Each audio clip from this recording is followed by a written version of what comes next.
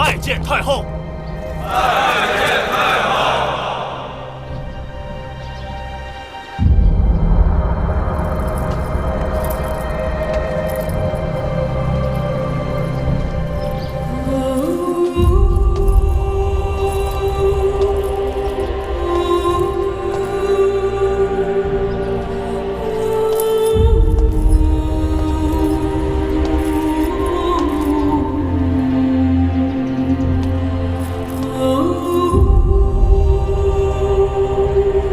将士请起。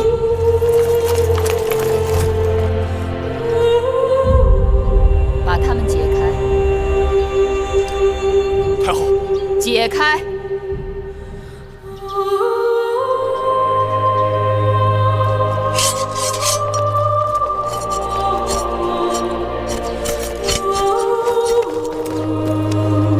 诸位将士，我问你们，你们为何从军？当兵吃粮领饷，在秦国当兵有前途。当兵吃粮领饷，在秦国当兵有前途。魏冉将军，你不必带他们回答。听声音，明明都是口不对心。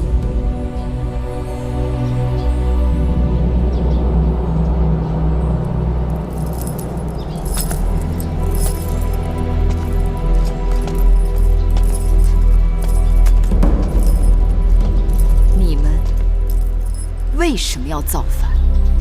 让你还位于大王，请回干相，与诸公子罢兵。朕当者，就真的有违天意？银华、甘茂等人的主张，就真的这么受人拥戴吗？你们当初当兵，必定不是为了造反，你们沙场浴血。卧冰尝雪，千里奔波，赴汤蹈火，为的不仅仅是效忠君王、保家卫国，更是为了让自己活得更好，让自己在沙场上挣来的功劳能够印及家人，为了让自己能够建功立业、人前显贵，是也不是？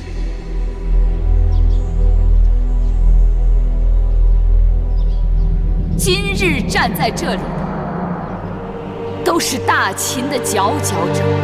你们是大秦的荣光，是大秦的倚仗，是也不是？是。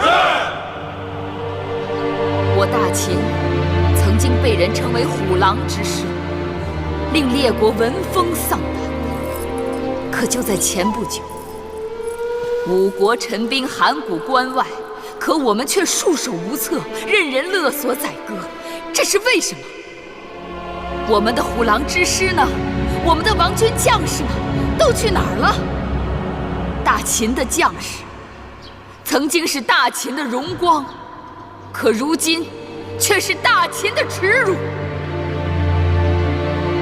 当敌人兵临城下的时候，你们不曾迎敌为国而战，却在王位相争中自相残杀，这就是你们的作为。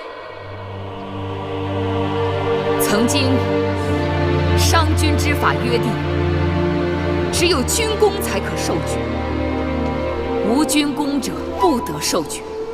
有功者显荣，无功者虽复无所荣华。可有些人就是不愿意遵商法，要恢复旧制，所以派人来杀我。你们也不情愿，也不想实行新法，是吗？为何你们站在了靠祖上余荫吃饭的旧族那边，自愿成为他们的鹰犬，助纣为虐，使得他们随心所欲，胡作非为，使得商君之法不能推行，兄弟相残，私斗成风。你们的忠诚不献给能够为你们提供公平、军功、荣耀的君王，却给了那些对你们作威作福、只能赏给你们残渣剩饭的旧族们，是吗？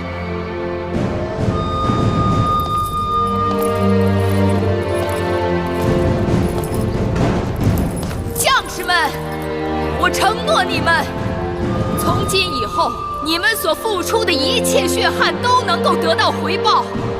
任何人触犯秦法，都将受到惩处。秦国的一切，将是属于你们和你们儿女的。今日，我们在秦国推行这样的律例，他日，天下就都有可能去推行这样的律例。你们有多少努力，就有多少回报。你们可以成为公士，为上造，为部耕，为左庶长，为右庶长，为少上造，为大上造，为关内侯，甚至为彻侯，10亿万户。你们敢不敢去争取？能不能做到？我们能，我们敢，我们做得到，我们能，我们做得到，我们敢，我们能，我们做得到。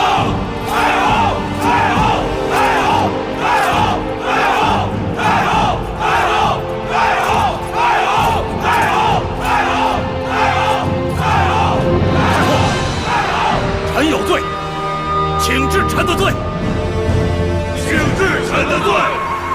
你们有罪，但你们敢于认罪，你们个个都是勇士。我此刻不治你们的罪，我要你们去平定内乱，去沙场上将功折罪，做得到吗？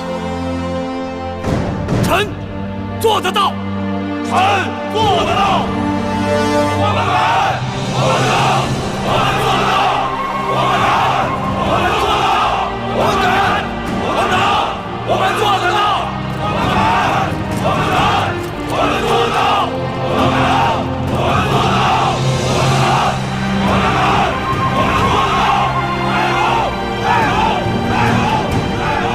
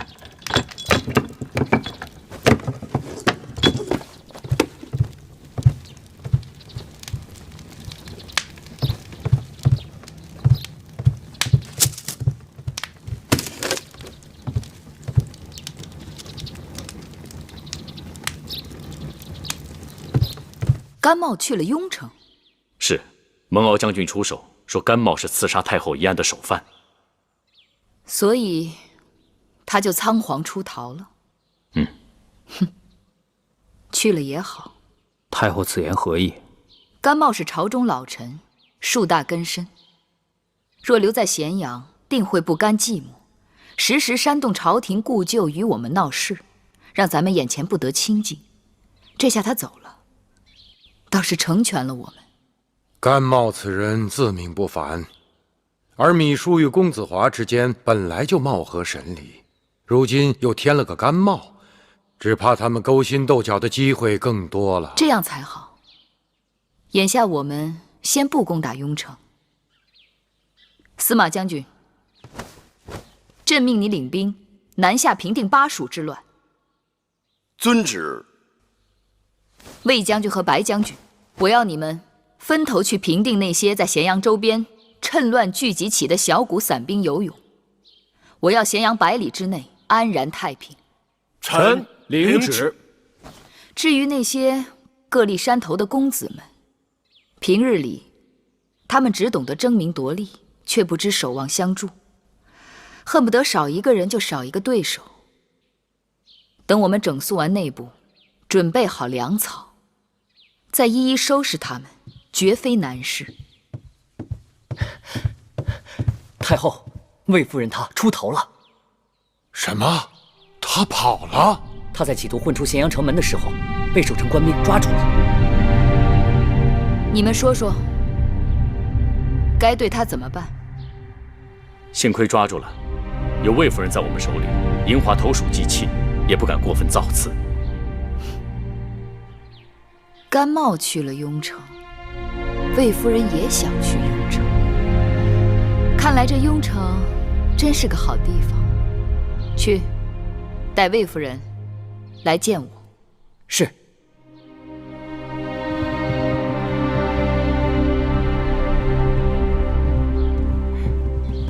太后，魏夫人来了。见着太后还不下跪？不必了。木心，在。给魏夫人烹茶去。是。你已经抓到我了，要杀要剐随你便，不必假惺惺的。魏夫人说的奇怪，我为何要杀你？坐。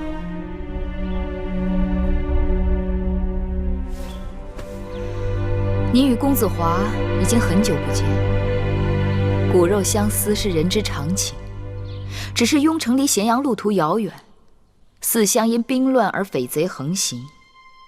魏夫人只带一个奴婢便上路，未免考虑不周，至少该有车马相随，侍从护送。你什么意思？朝廷可以派人送你去雍城。送我去雍城？对，公子华是我大清难得的人才，又是先惠文王的长子。只要魏夫人去了雍城，劝说他解散叛军，恢复秦法新政，一切就都好商量。怎么好商量？让他以江山社稷为重，归顺朝廷，我和大王可以既往不咎，不废称号，不夺封地，委以重用。怎么，魏夫人，你不愿意？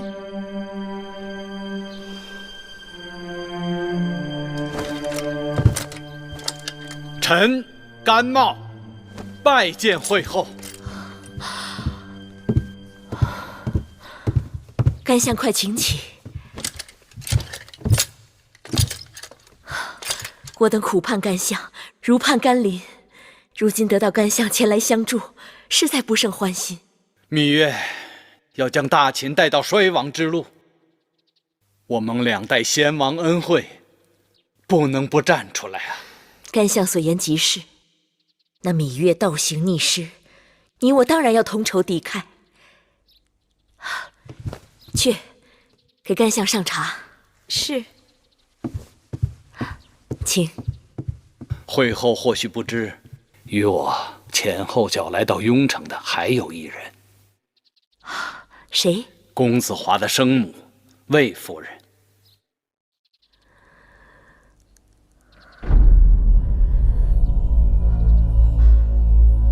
他怎么来了？谁让他来的？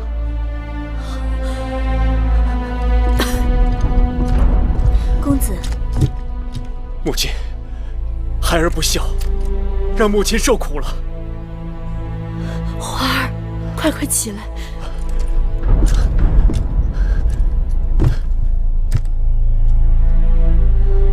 华儿，母亲，母亲逃出咸阳，平安到达雍城，真是孩儿的幸运。华儿这话错了。母亲是被王军的人马护送到雍城的。芈月？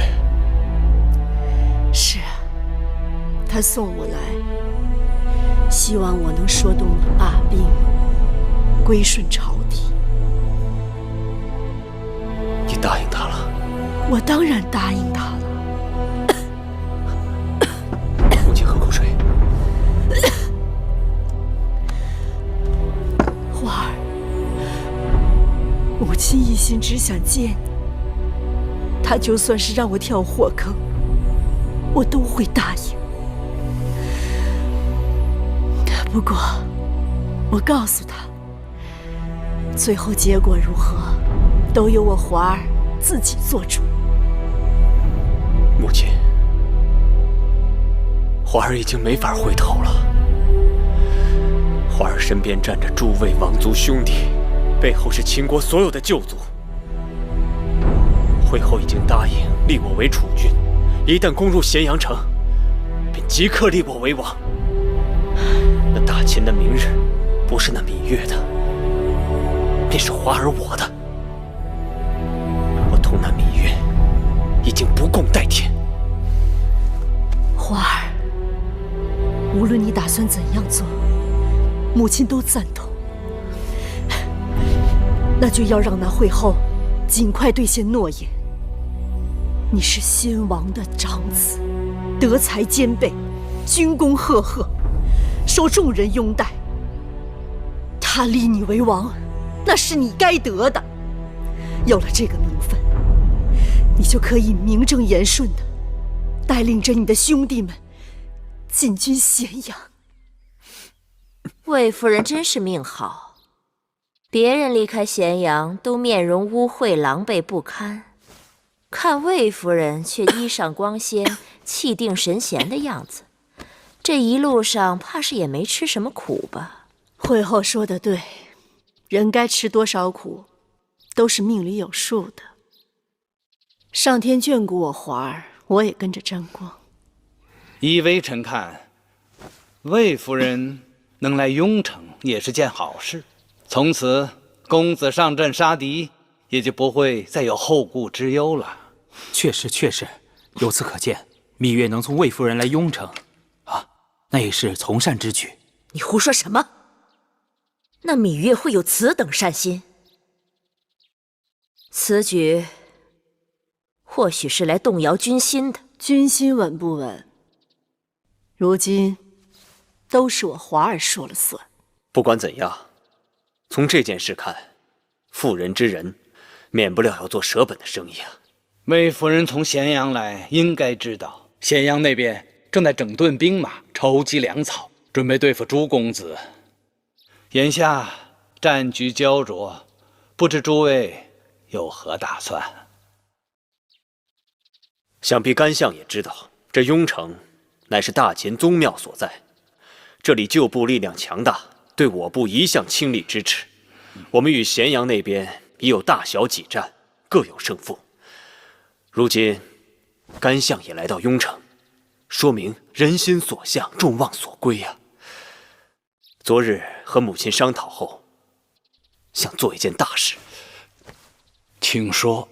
咸阳那边与我们是王位之争，也是一场名分之争。母后是嫡母，而芈月那妇人的身份却只是个八字。虽说公子季有先王遗诏，但母后信誓旦旦说那遗诏是伪造的。可如今，却让那芈月之子矫诏登基，误导天下。若我们也能在雍城宣告登基，就可传召天下，号令父王的旧部老臣倒戈。兄长得陇望重，为我大秦之王，乃是众望所归。华儿说的是实情，但此时此刻宣告登基，恐怕不妥。有何不妥？你应当知晓，在母后心中，你是大秦唯一的新君。我们之所以能跟咸阳抗衡，是因为我们聚集了朱公子的势力，人马兵力甚至多过芈月的兵马。朱公子虽威望才德远不及你公子华，但他们人人皆有争位之心，王位空置，可以使他们戮力同心。若是公子莽撞宣布登基为王，朱公子心生不满，只怕你公子华会成为朱公子的敌人。那也不能一直这样下去，让我华儿无名无分，出生入死。母亲不必多说，你们该知道，我嬴华并非真的贪图那个王位，我只是为母后抱屈，不忿那芈八子以伪诏发号施令，完全不把母后放在眼里。华儿为母后着想，我记在心里。其实母后也巴不得你公子华立即登基，运筹帷幄，号令天下。但母后也得为大局着想。从长计议，会后此言诚恳，以臣之见，还是暂缓称王为更好。只要会后在，朱公子为了示好会后，便会听从我们从雍城发出的号令，公子的王位也指日可取。好了，此事就商议到此吧。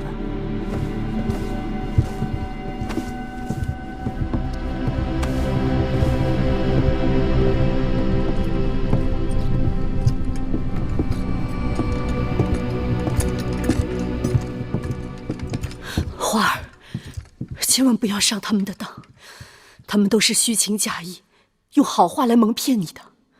孩儿看得清清楚楚，他们想让我带兵进攻咸阳，我却偏偏在雍城按兵不动，看他们能怎么样？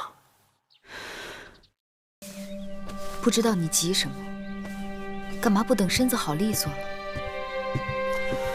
魏冉、白起他们在阵前厮杀，我却在这儿白吃白喝的。可你身上有伤，都这么长时间了，早就好了。你这伤都是因我而起的。你是我的女人，我愿意。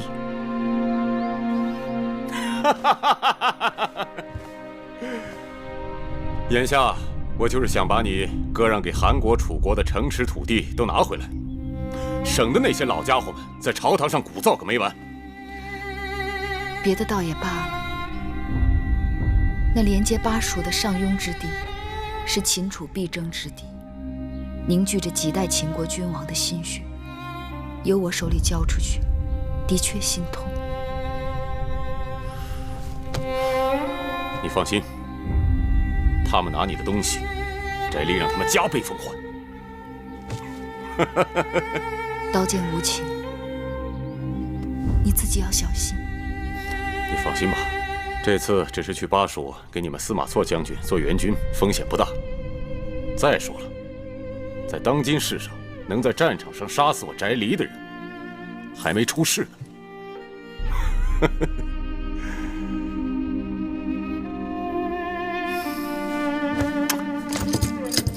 等我回来。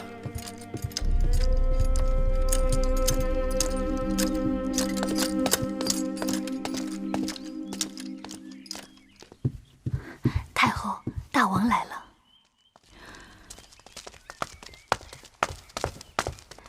幸亏义渠君走了，不然不知道又会有什么麻烦。母后，你怎么出来了？继儿闭门思过多日，母后也该消气了吧？继儿刚刚得到通报，说楚国使者来了。这么说，荣舅舅来了，他正在驿馆。母后什么时候召见他？傻孩子，什么召见？我们即刻就去见他。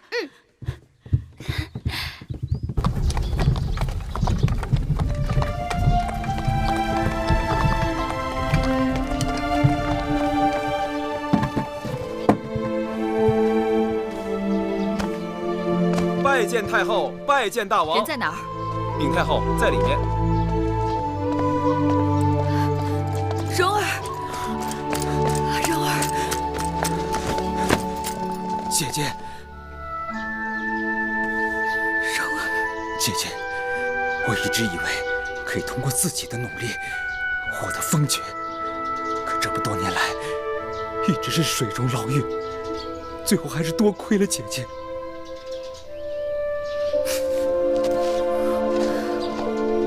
知道你在楚国受苦，能熬到今日，很不容易。姐姐，你知道吗？我多次在梦中惊醒，我怕再也见不到你了。亏得少司命垂怜，鬼谷和娘亲若是知道我们能团圆了，说不定有多高兴呢。继儿从前有个冉舅舅，现在又多了一个荣舅舅，义渠那边还有个白起舅舅。秦国如虎添翼，母后和我的确是荣幸至极。等继儿回到宫中，一定命人在少司命面前多焚一炉香，谢少司命庇佑。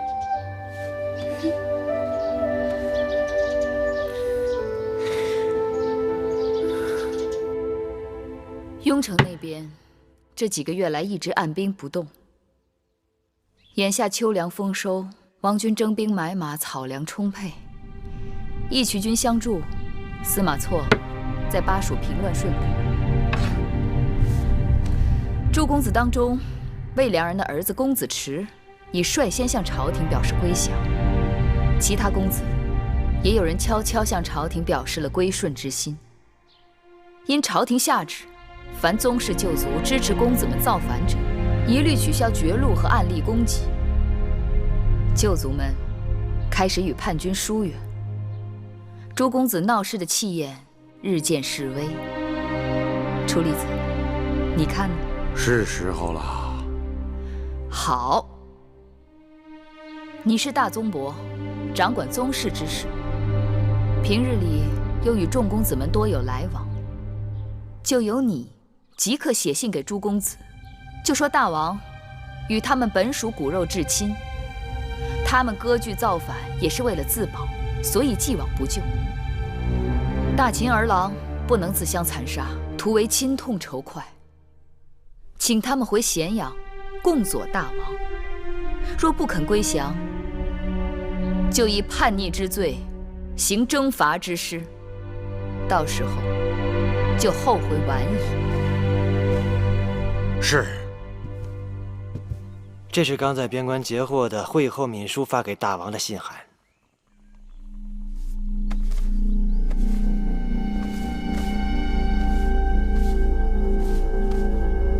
不好好的待在咸阳养病，却跑到雍城来谋反。眼下秦楚联姻在即，这不是成事不足败事有余吗？此刻我可不想听到任何会影响我家紫兰和秦国联姻的坏消息。是。莲儿，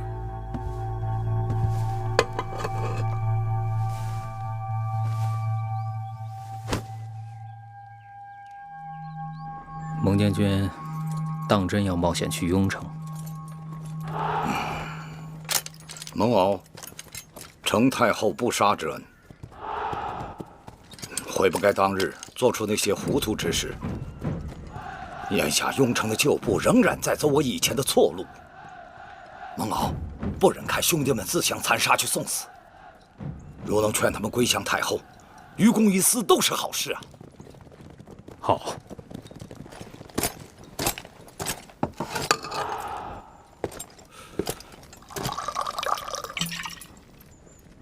待你事成之后，我与你豪宴痛饮。魏将军，信得过我这个曾经的罪人？太后都赦免了你，又重新委你以军职，我有什么理由不相信你？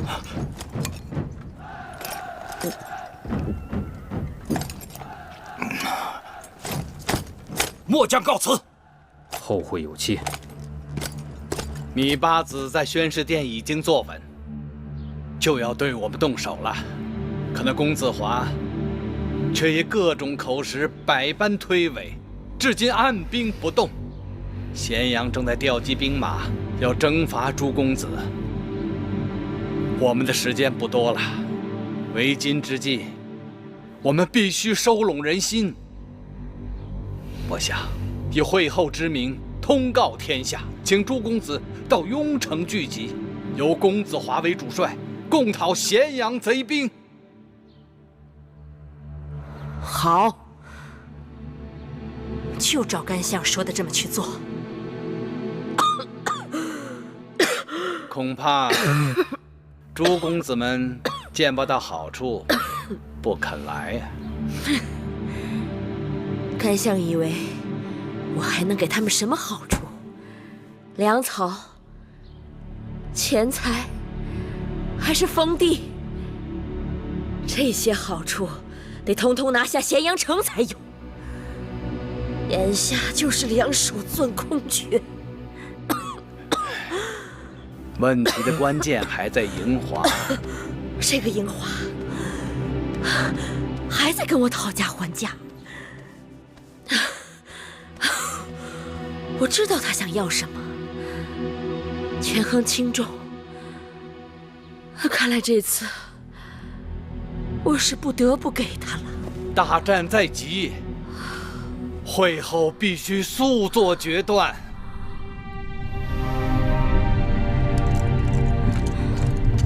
母亲，会后准备即刻下诏，立我为秦王。会后要立你为王了，太好了，太好了，终于盼到这一日了，华儿，你是大王了。你当了大王，出征讨伐贼子，也好出师有名，号令天下，招抚王军归降。母亲，母亲，母亲！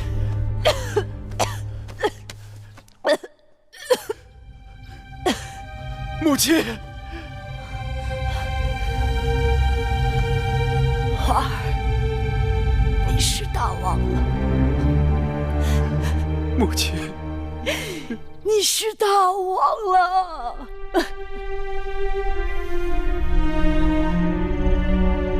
诸位将士，我银华临危受命为秦王，肩负社稷江山之重任。芈氏母子谋权篡位，大逆不道。我与王弟们联手，征伐芈氏。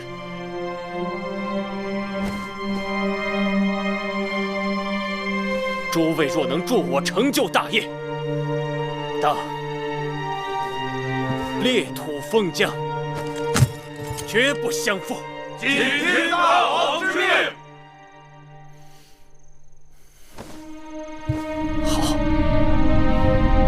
好，寡人绝不负诸位爱卿今日之功，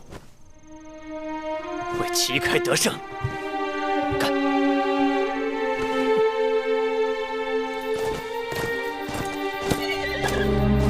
你们跟着我蒙骜出生入死多年，我想跟你们说几句心里话。像我们这些在战场上拼死拼活的人，要么就是不能继承家业的庶子幼子，要么就是没名没姓、没有好祖宗的平头百姓。就算公子华他得了王位，他还是恢复旧制，可我们又能得到什么呢？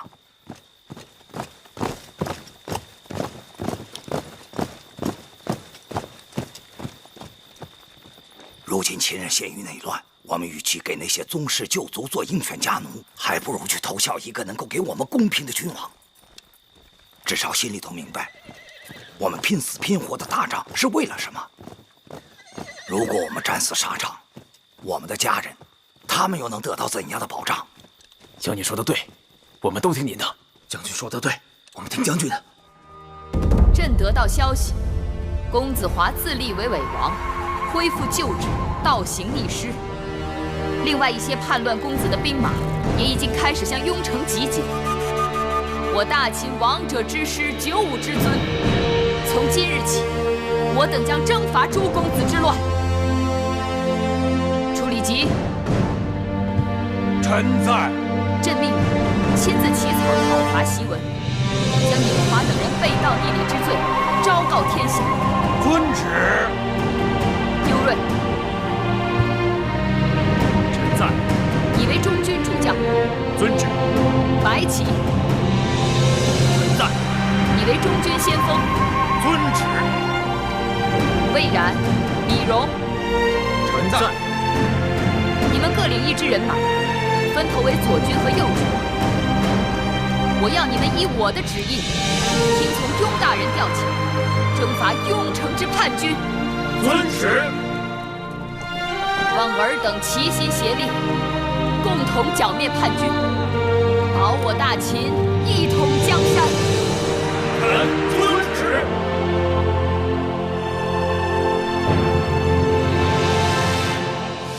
真冷啊！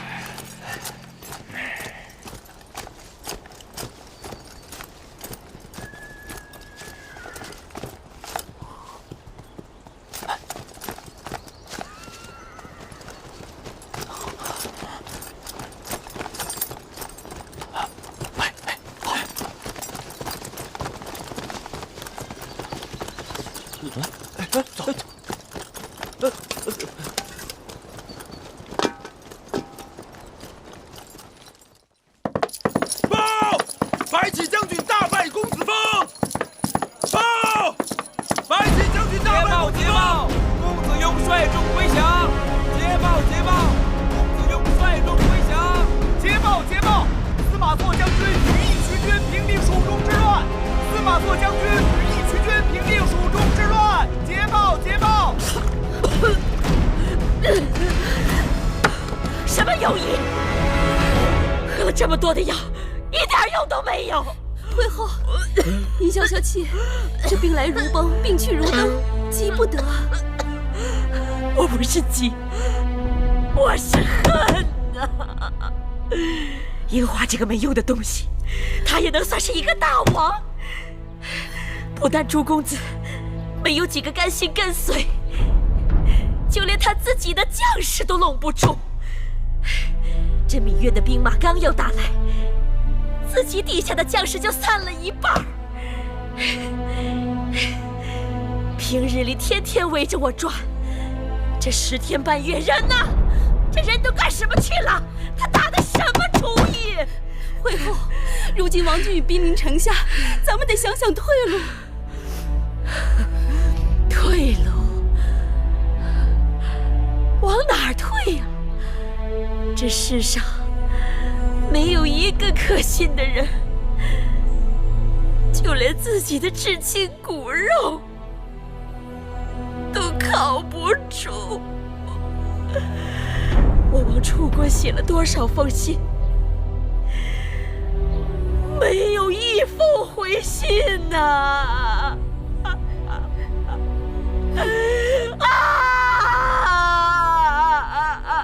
没有一封回信呐！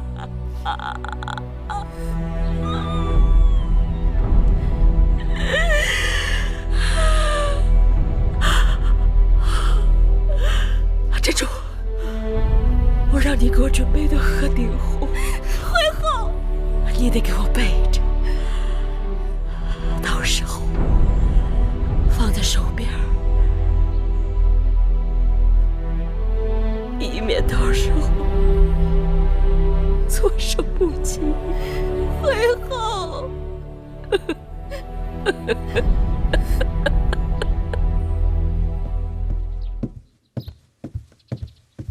夫人，这是您的凤冠。大王真是孝顺，让雍城最好的缝纫绣娘做出来的嫡衣，一点不比咸阳宫里头的差。这会不会僭越了规制啊？夫人是大王的亲生母亲，就是该让天下知道大王心里头最敬重的人是谁，免得人前人后让惠后压了夫人一头。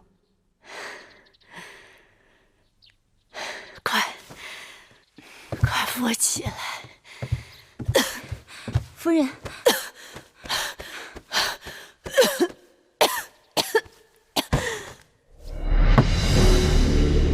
王军已经开始攻城了，大王，南门也兵力空虚呀，北门也快顶不住了，损失惨重啊！是啊，大王，大王，速作决断呐！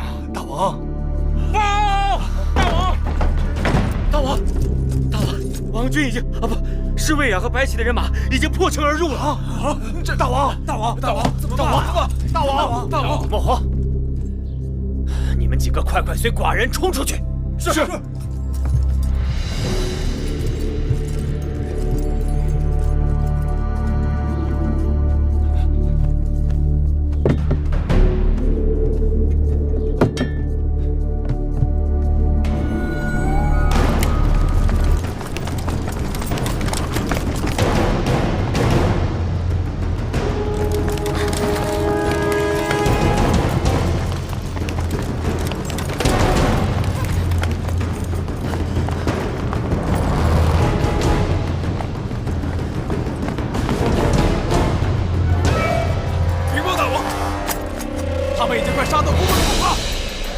人杀出去。是。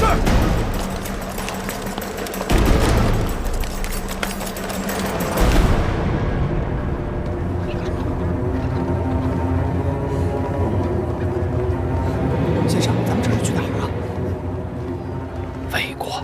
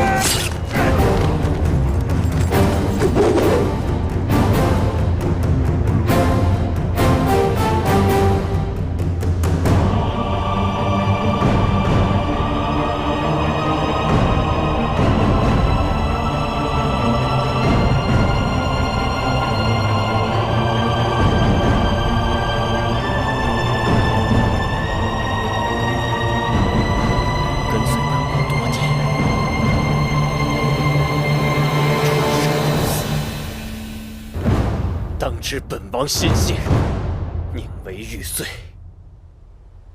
不为瓦全。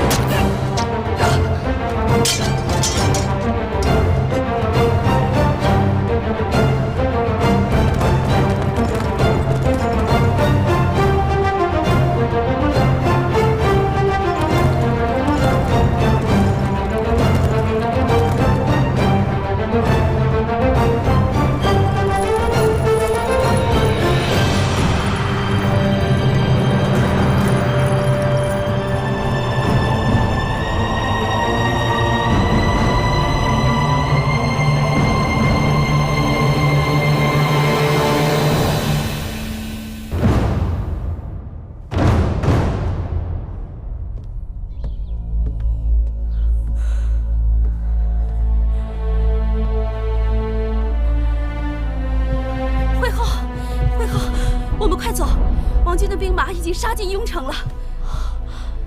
公子华呢？干相呢？公子华生死不明，干相也不知去向。惠后，我们快走啊！我让你准备的鹤顶红呢？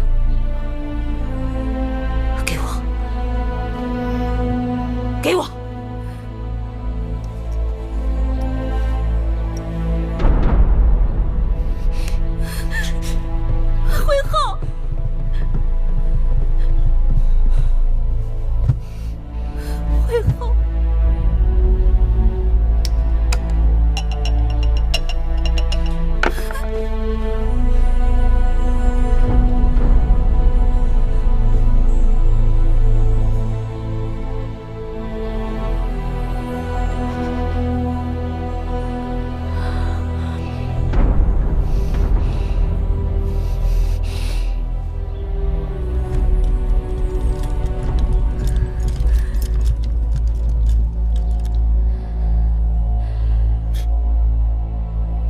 别在那装模作样，请吧。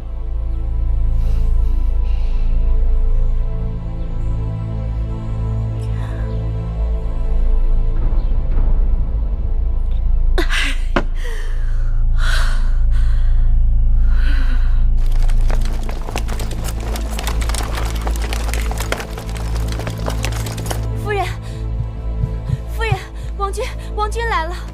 夫人，花儿等急了，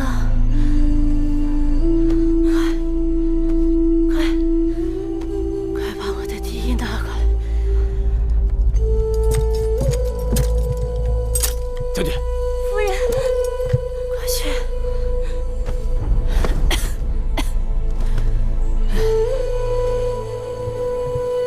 嫡。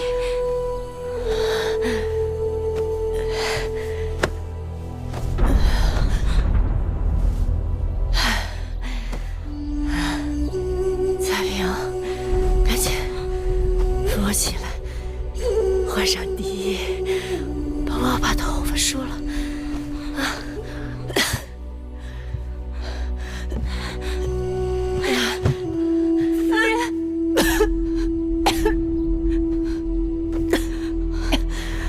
夫人，夫人，彩萍，你听，是花儿车马依仗的声音，是花儿的人马来了。花儿特地派人来接我了，夫人。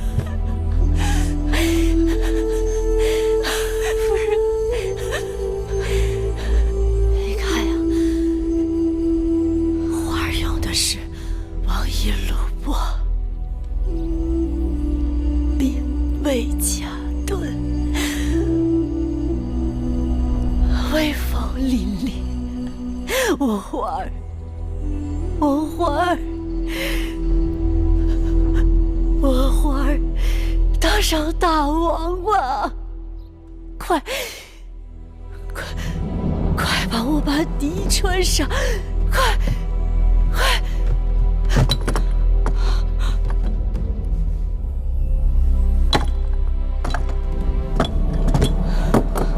夫人，夫人，夫人！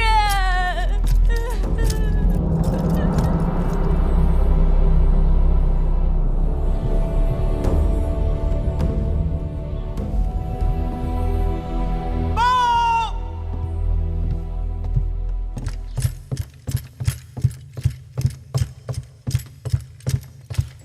禀大王太后。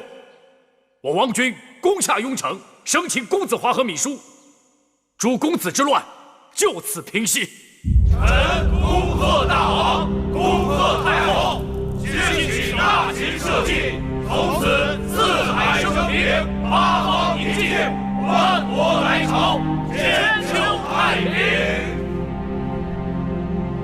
自此，在秦武王嬴荡死后，被史书上称为季军之乱的秦国3年内乱彻底平定。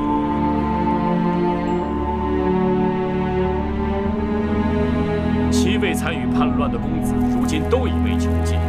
敢问大王太后该如何处置？秦法上规定，叛乱之人当如何处置？处离子，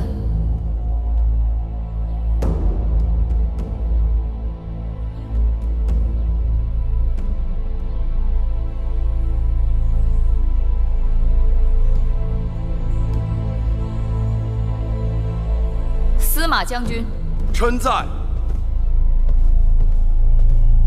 臣以为当斩。不可。有何不可？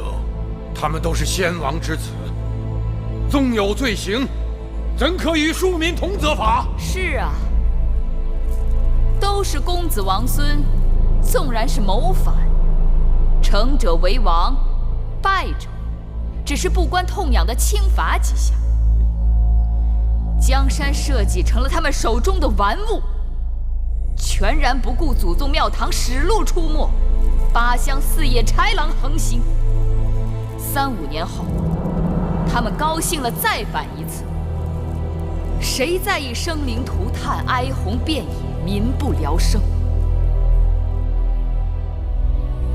不让他们付出代价，造反在我大秦便永远如同儿戏。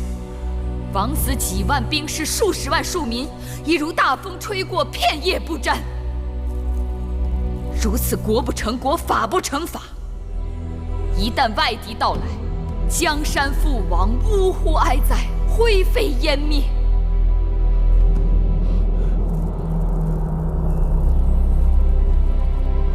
太后，老臣愿意监督他们，绝不让他们再生事端。楚离子，你已经多大年纪？他们多大？你能活得过他们？你要知道，今日我把此事放到朝堂上来讲，就是要给天下人一个警示：乱我大秦者，当如何下场？太后，赵廷尉，依国法论，全部处斩。太后，你若将朱公子处斩，老臣再不敢立于朝堂了。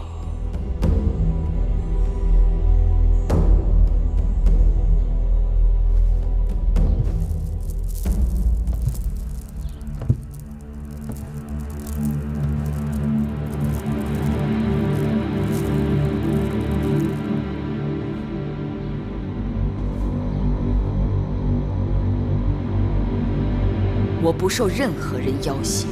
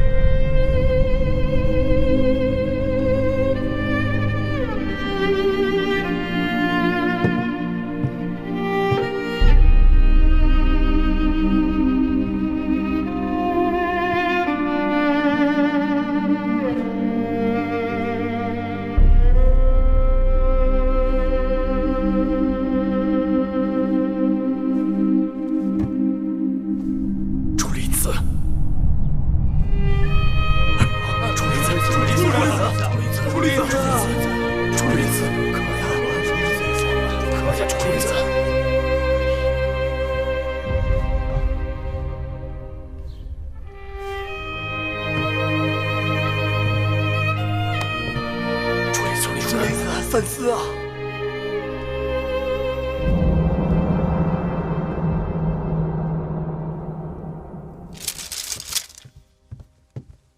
太后，义局君回来了，快请。是。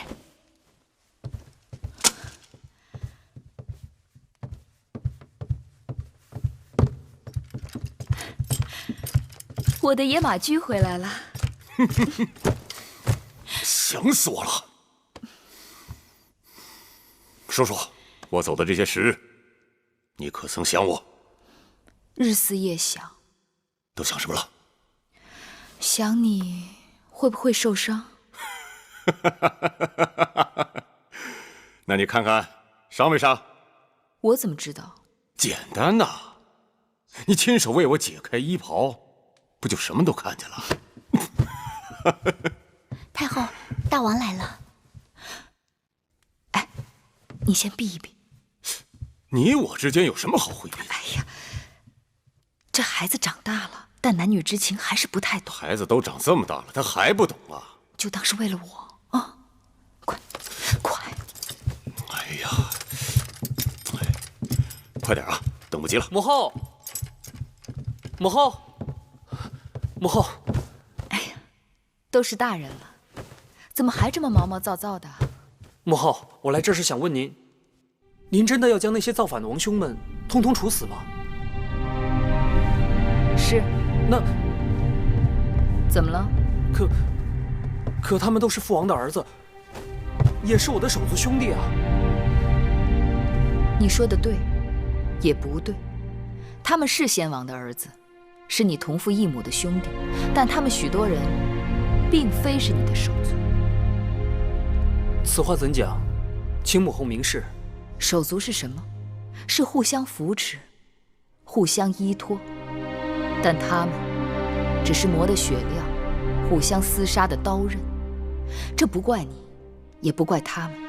你父王在后宫中有不少女子，这些女子给你父王生了不少儿子。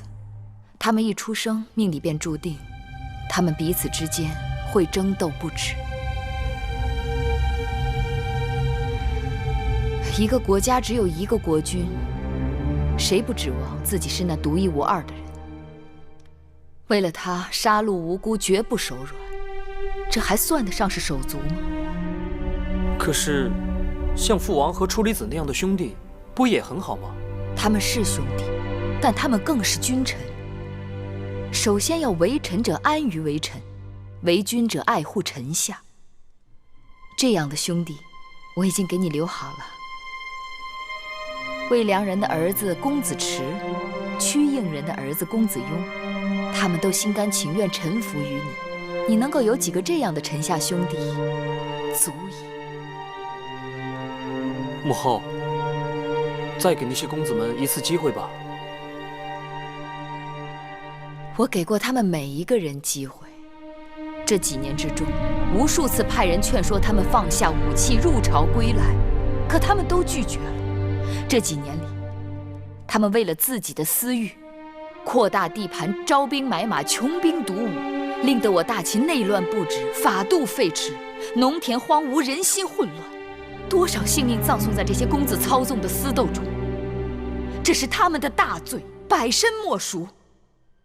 若是因为他们是公子王孙就可以免罪，那还要秦法何用？可母后这样杀了他们，只怕天下人会议论纷纷，他们会说母后不仁。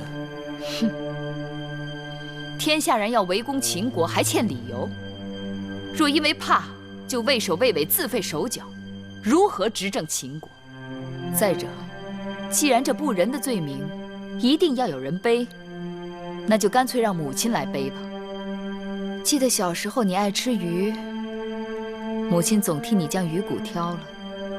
眼下母亲就把它们视作是鱼骨，等有一日你亲政了，就不会被这些鱼骨哽住喉咙，你就可以做一个天下人敬慕的仁义的大王。可不管怎么说，他们也是王族，人言千金之子，不死于世啊！矫情！不死于世死在哪里？有人谋逆，明明该死，却要我假意仁慈，发配他们到乱军之中，然后暗使手段，或下毒，或坠马，或落崖，让他们死得无声无息。我偏不，我要让天下人看到，我用国法杀他们，名正言顺，以儆效尤。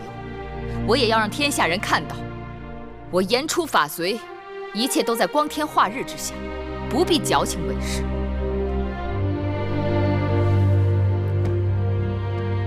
你还有话，一并说出。母后光明正大，那为何要与那义渠君？和义渠君如何？苟且吗？你终于问出来了。母亲等你这句话等了很久。你知道，义渠君几次救过我的性命，他对我有恩。母后，有恩报恩就是了吗？您为何非要与……不仅有恩，我们之间还有情。饮食男女，人之大欲存焉。当年你父王的魏王后死了，他再娶楚国公主。那燕王的原配死了，又再娶你大姐姐孟莹。无人侧目，无人惶惑。我和义渠君年貌相当，情投意合，他关我寡，合乎天伦礼法。可偏偏就是有人不容。可父王怎么办？你父王的墓中葬着魏王后和许多故去的妃子，他在那里并不孤独。母后可为我想过，那些人指指点点，就把他的手给砍了。难道母后，您能把天下人的手都砍了吗？天下人多少衣不遮体，食不果腹，哪有功夫理会毗邻榻上睡着的哪一对男女？继儿，过来，坐到母亲身边来。过来。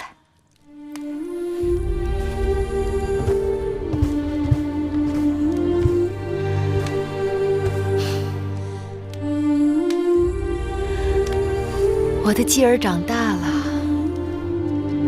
继儿成年，就该慢慢懂得母亲了。母亲一生周折，亲人寥寥，珍惜眼前所有。但继儿记住，无论何时何事，母亲都不会弃你而不顾，弃秦国而不顾。继儿知道母后的不易。说到阴阳相配，乃是天地之大理。继儿成人，是时候要为你娶妻了。我为你许下的王后是楚国公主，人贤淑漂亮。一会儿我就让人把画像送到你宫里去。不用，儿臣的婚事由母后做主，儿臣先回去了。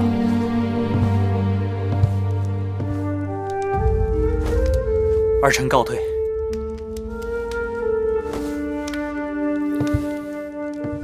太后，外面下雪了，好冷啊！天渐黑的时候下雪最冷。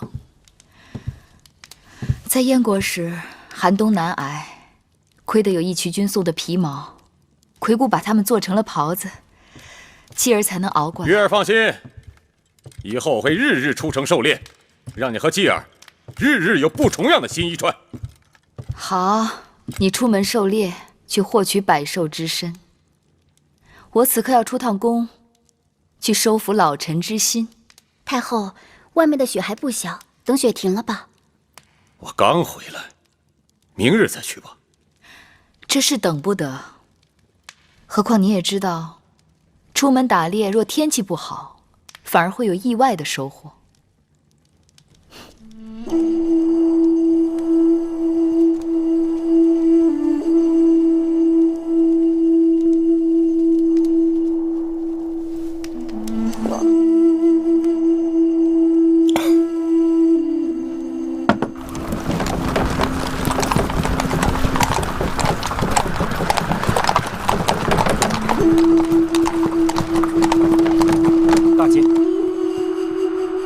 太后前来拜访初离子，恭迎太后。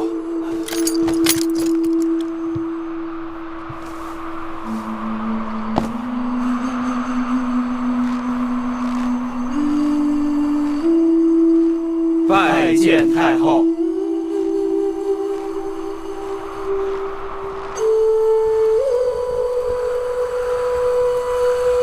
香儿、慧儿跟我进来，其他人在外面等着。是。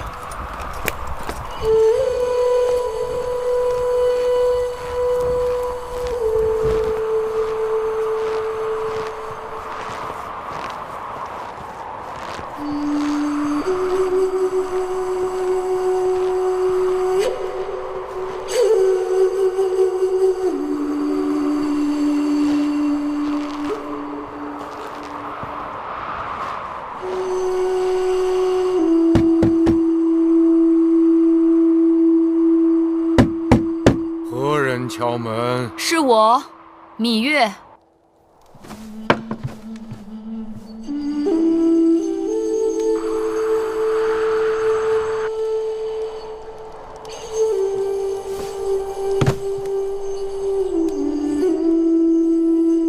太后，天色已晚，请太后回宫吧。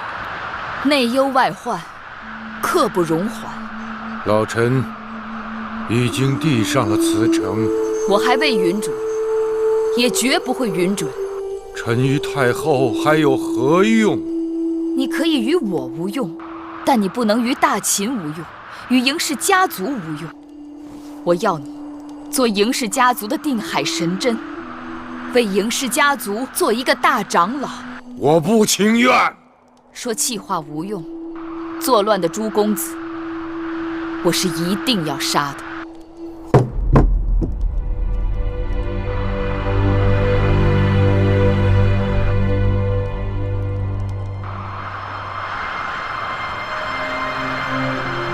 从孝公开始，到先惠文王，秦国实行商君之法，纵然是王孙公子，无军功者不得受爵，就有权贵的势力要年年削弱。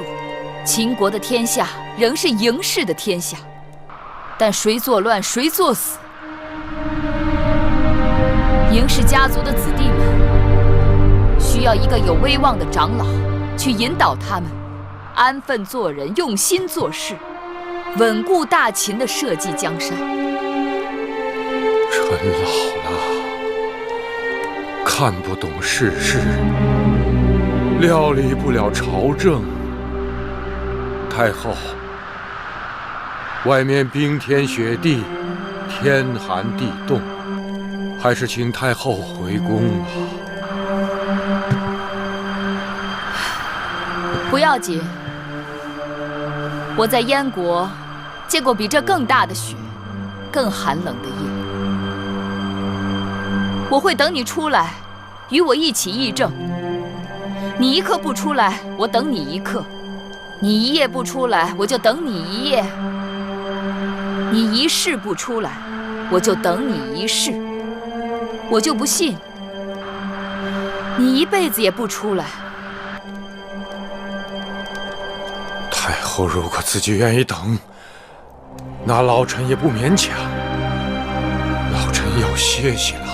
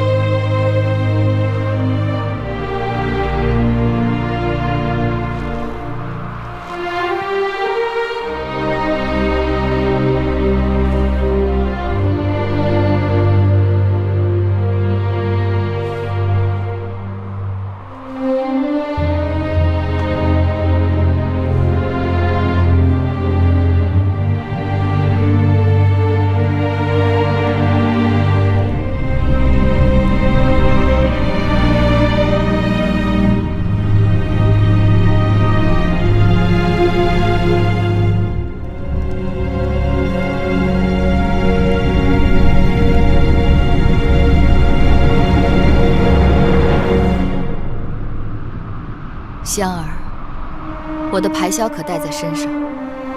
太后的心爱之物，奴婢走哪儿都带在身上。太好了，红梅白雪，就差一曲好乐，把它给我。手都冻僵了，怎么吹啊？这排箫不怕手冷，怕的是许久不吹生疏了。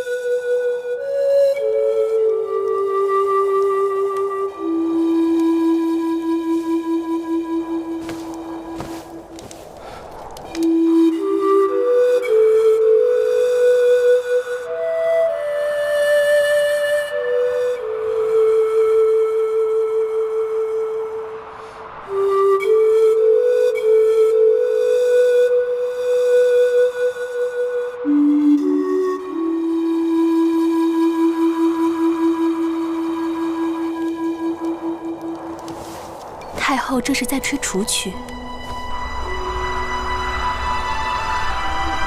知道我为何独爱楚音？不仅因为那是乡音，更因为它能让我警醒。楚国曾是屈指可数的强国，却渐渐没落。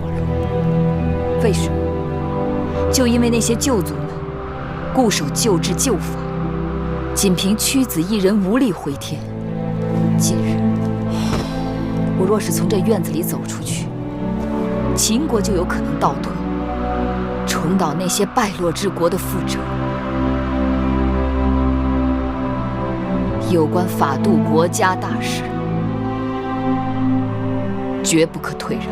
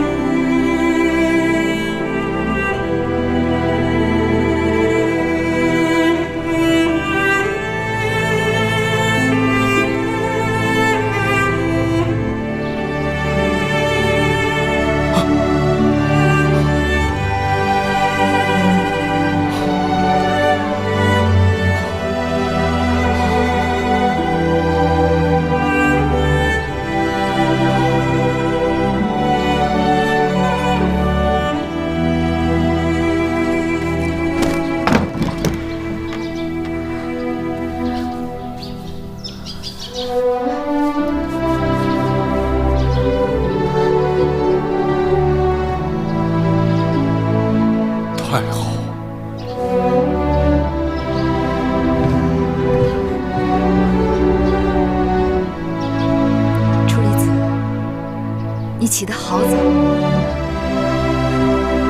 来，起来，快起来！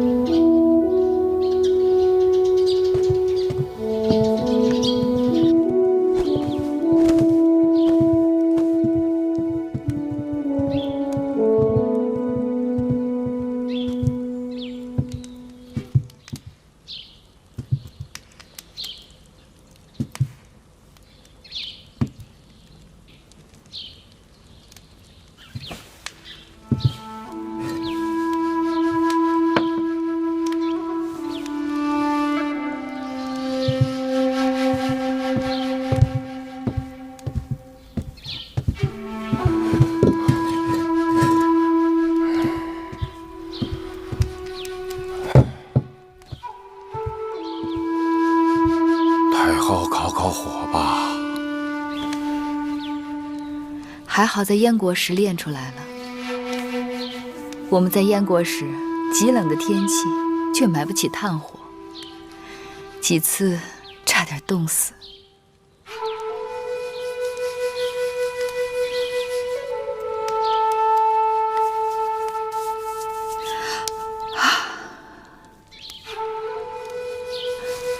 楚离子，坐。你们两个也去取暖吧，让我的侍从送些热姜汤和早膳给太后。是。还是楚离子想得周到。老臣可不愿意做让太后生病的罪魁祸首。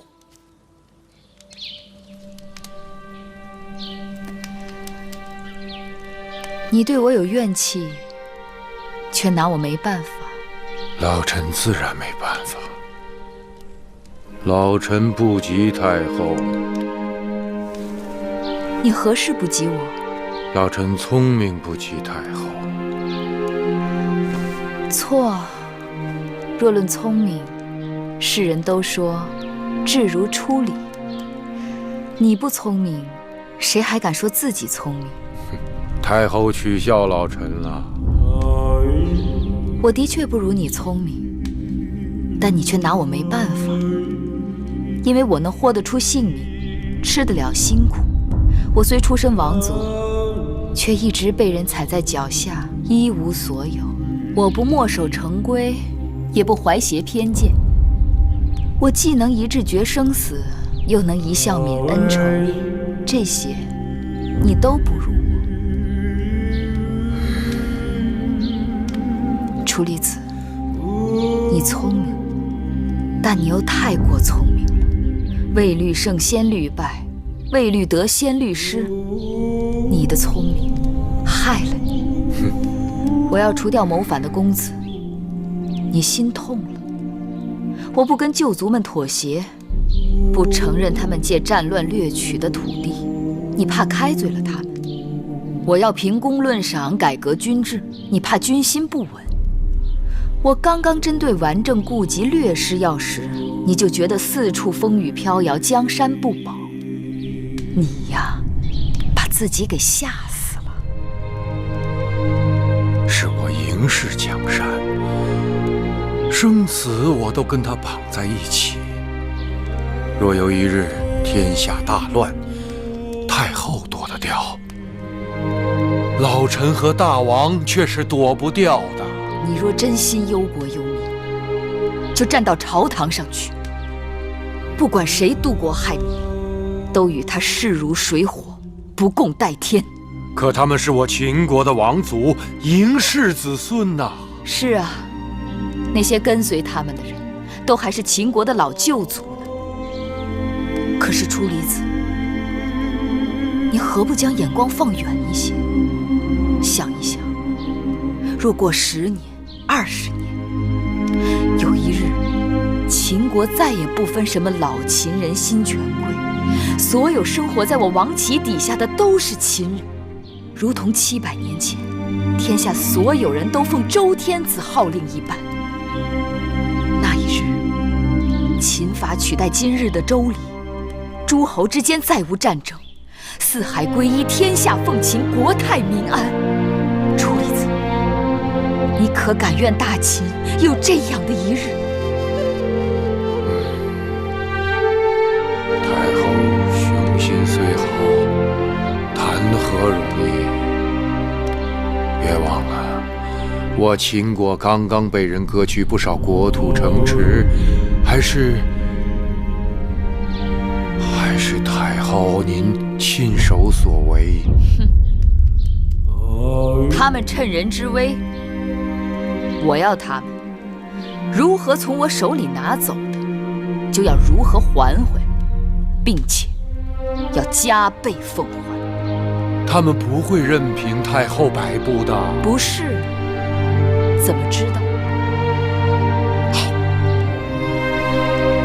老臣愿与太后打一个赌，不敢说天下奉秦，老臣只盼望秦国能恢复到先惠文王的盛况。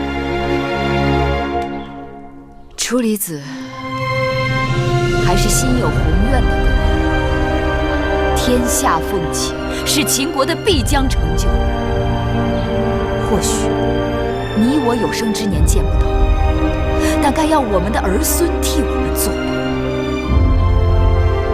说到恢复先惠文王的基业，我与你10年为期，如何？老臣敢为太后鞠躬尽瘁，使太后为先下公惠文王。可如果10年期到了，太后没有实现承诺，那太后就退居内宫，不能再行干政。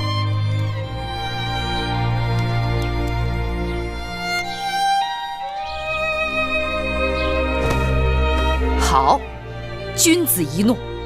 好，老臣与太后即按3下为约。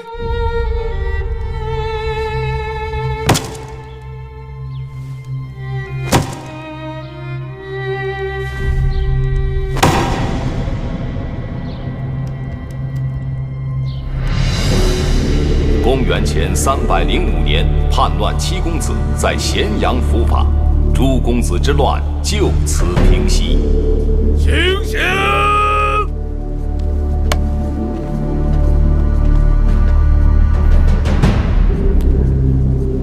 母亲，我来了。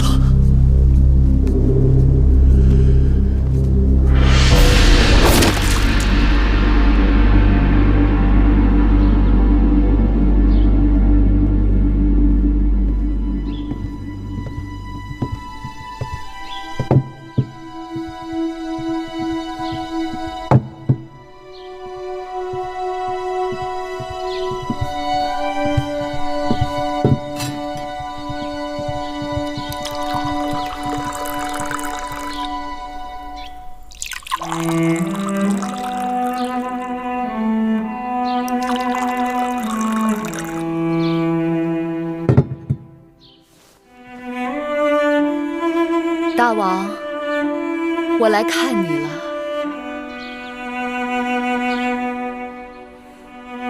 记得那一次，你带我出游，拜谒商君之墓。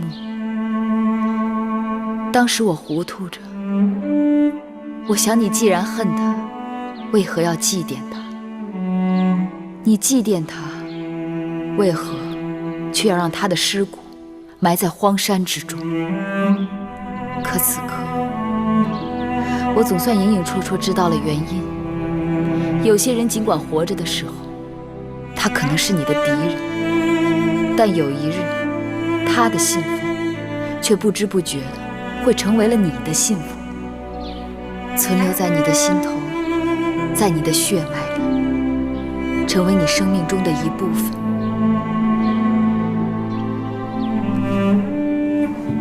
这杯酒就敬给那个让你爱恨交织的人。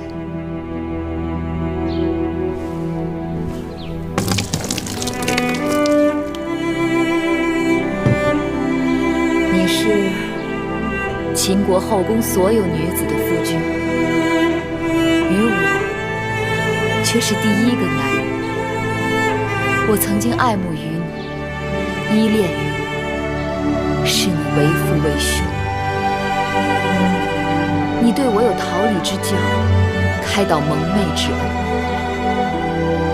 尽管妇人之情与你是最看轻的，远远比不过江山社稷，但你却给了我从未给过其他妇人的信任。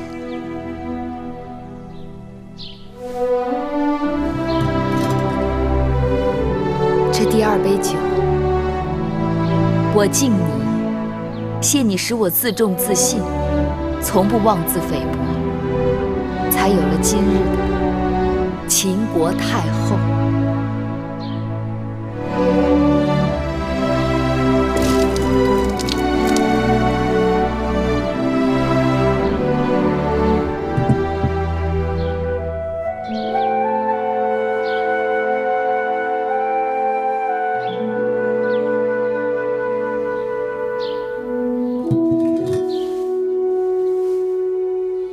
这第三杯酒有些难了。我一直问自己，倘若你在世，是否会情愿拿你那7个公子的性命，来换取秦国天下的长治久安，换取商君之政的重新推行？我狠心做了一件世人都觉得为难的事，但若是不做，只怕秦国就要为难。我今日站在这里，是想对你说，我所谋划的，正是你曾梦想过的王图霸业。有朝一日与地下相逢，我可可以站在你面前对你说，我无愧于你大王阴司，无愧于嬴氏列祖列宗，无愧于秦国先驱的亡灵。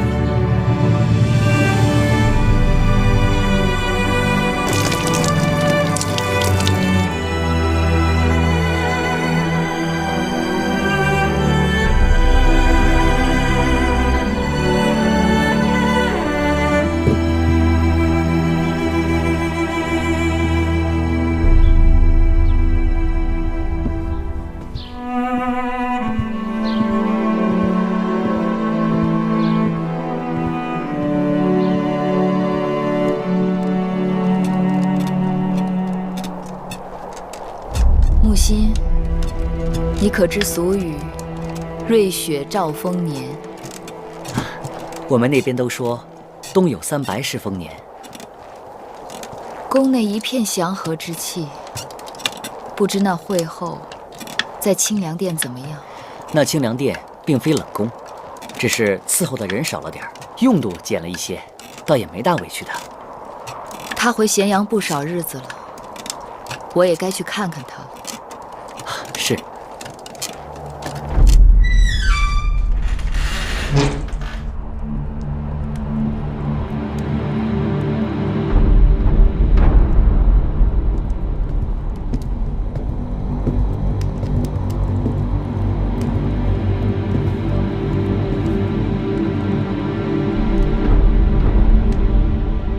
太后来了，你怎敢不起身跪拜？我从未听说太后为何物，天下都知我是先惠文王原配之后，你口中的太后只不过是我的陪嫁印。即便嬴稷继位称王，她仍旧是个印。我是大秦唯一的惠后，只有我才是母后。痴心妄想，怎会没人告诉你？因为失德，你已经被废掉了尊位。大胆！想要废我尊位，也得等我到地下由先王来废，由不得你们。没关系，他不用归我。即便废掉尊位，她仍是我的姐姐。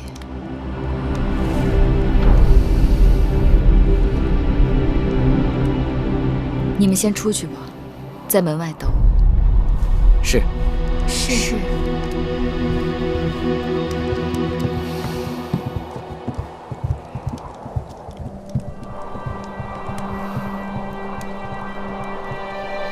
如今，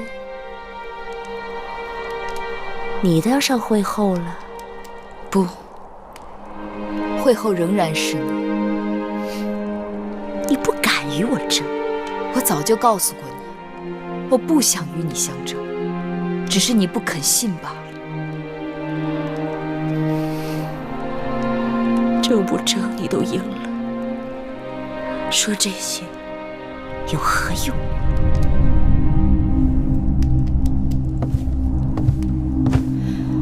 姐姐，你会放屁吗？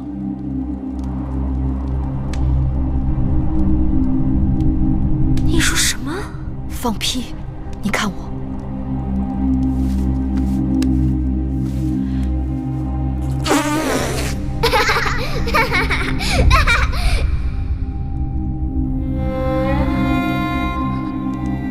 我放一个。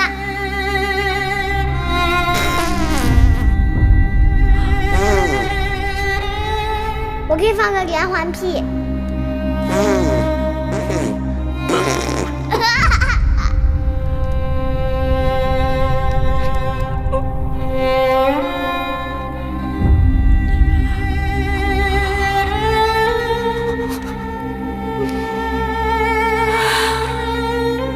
我是嫡公主，你见了我，应该行大礼。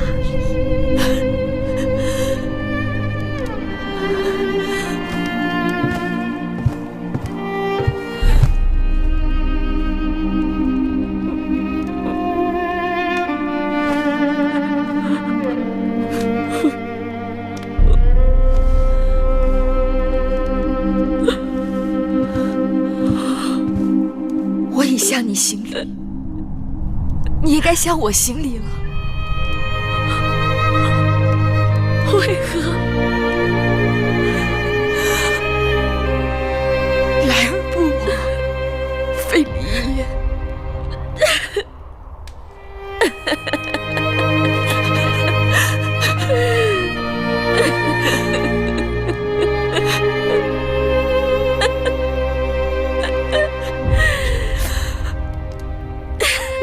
姐姐还没有忘记。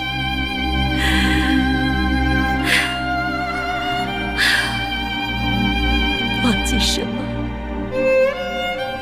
忘记我们的当初。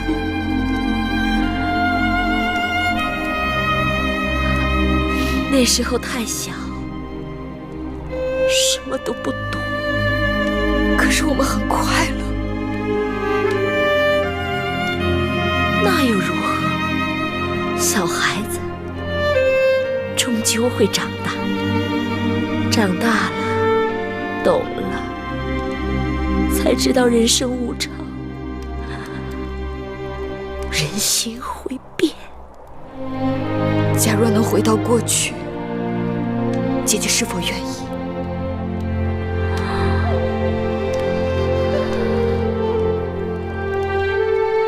你我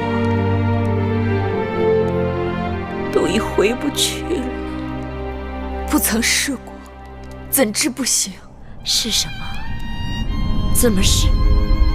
难道你能让时光倒流？能让先王与我情谊如初？能让荡儿起死回生？能把江山社稷重交于我手中？假若没有那么多的纷争，你我能回去吗？不可能，你我一开始就错了。我是嫡公主，生来就该做王后、母后，而你是庶出，只能给人做应女。所以，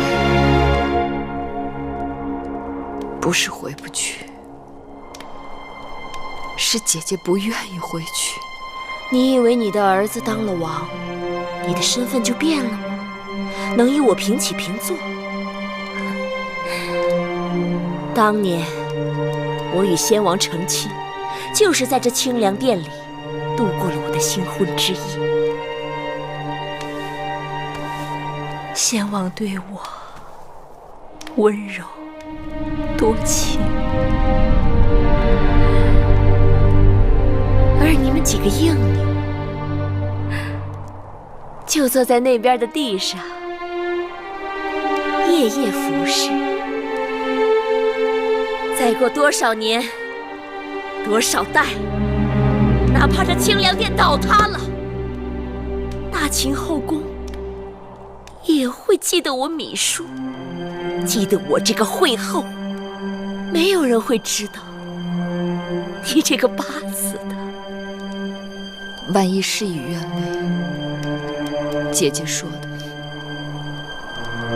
都是错的。那我也要将错就错，一错到底。我的人生告诉我，成则为王，败则为寇。如今我无夫无子，孤家寡人。你若真想成全我，就杀了我吧。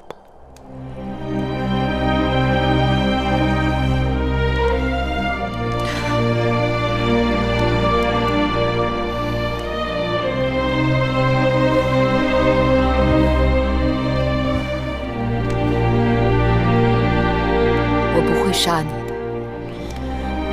你不杀我，难道你还要把我留下来，百般折磨我，让我生不如死吗？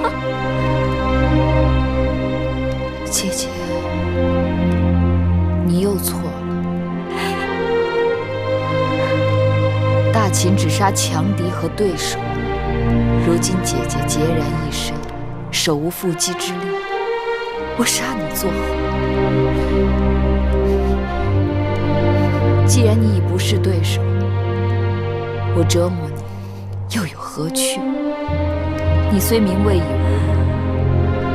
但你仍是我的姐姐，我会永远记得你曾对我的情分，保你衣食无忧，在清凉殿安度余生。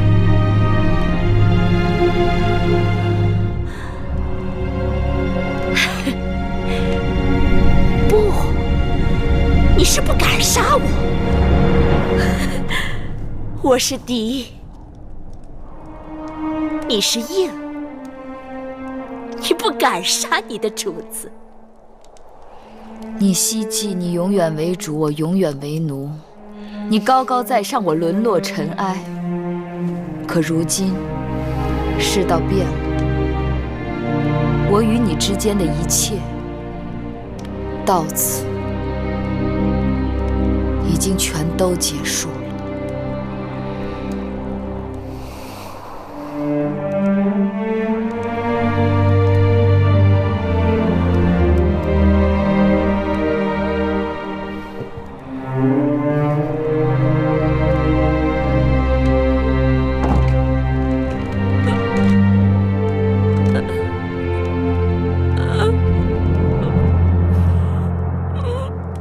从今日起，重修商君之法，凡违法者，皆一律处置。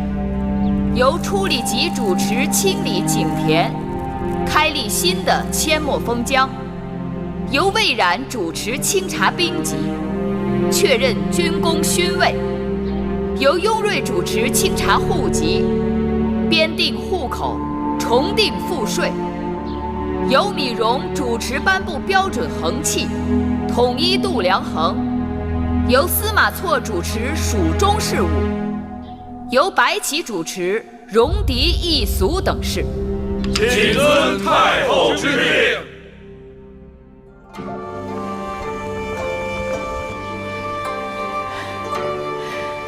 听到没有？好像是我们的楚乐。大王大婚的日子快到了，洞房就安置在长乐殿。这阵子，乐师们正在演练楚乐。可不是，听说明日楚国送亲的车马就该进咸阳城了。你们把楚国公主的画像给继儿送去，她可中意。大王只看了一眼，就红着脸走开了。大王已经成人了，知道害臊了，在我们面前啊，不像过去有什么说什么。你问他，他反而更拘着自己。楚国公主端庄持重，听说她娘亲是楚宫的赵美人，人生的漂亮，招来男后郑袖的妒忌。母女在宫中吃过不少苦，是个可怜的孩子。吃过苦的人知道好歹，一定和咱们大王贴心。太后，雍大人来了，请雍大人进来。是。太后，坐。谢太后。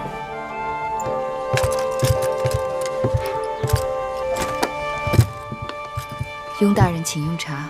谢太后。太后可知道，楚国送亲的车马就要到咸阳了？驿馆那边可安排妥当？已经安排妥当。此外，楚国质子也随送亲的车马一起来了。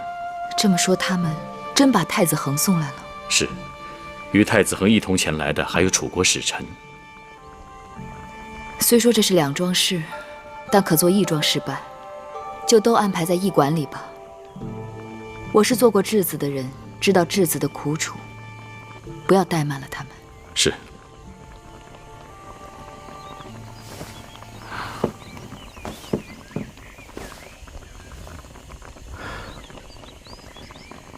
太后可想知道，陪太子恒一同前来的楚国使臣是谁吗？谁？太后的一位故人，黄公子，黄歇。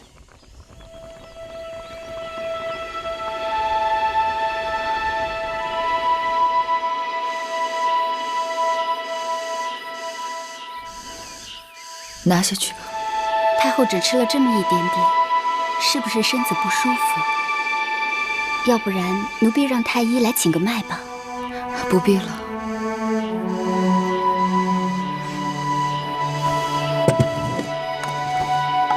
昨日楚国之子到了咸阳，不知他们是否呈上国书？奴婢这就让人去打听。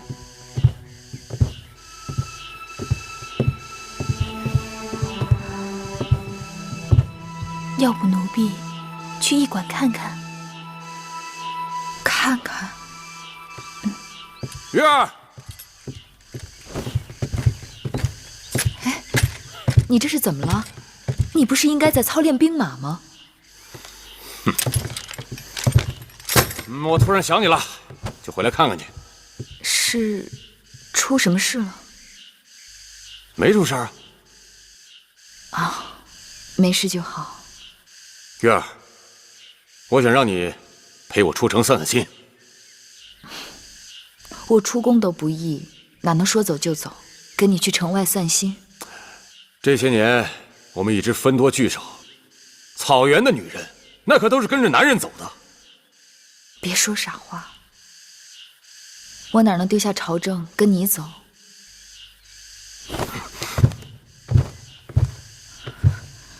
你做什么？还没一点动静。胡闹！我们草原的老人可说了，女人只有怀上孩子，那心才会被真正的拴住。你真会给我添乱！我虽没怀上孩子，但我的心早就被拴住了。那好，那我们此刻就怀孩子去。来！哎，别闹！我有正事要告诉你。哎呀，什么事儿啊？楚国公主来了，过几日就要给继儿大婚了。我不去。为什么？你儿子嬴稷他不喜欢我，我何必要去自讨没趣啊？楚国还来了别人。爱来谁来谁，有你就够了。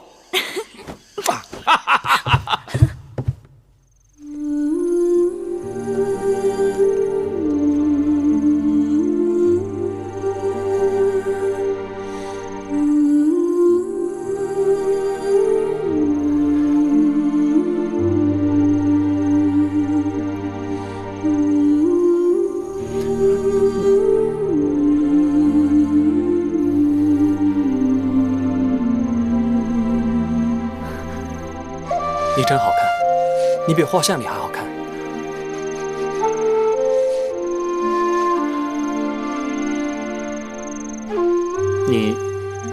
你怎么不说话呀？啊，对了，王后，你是叫米瑶对吧？那从今日开始我就叫你瑶儿吧。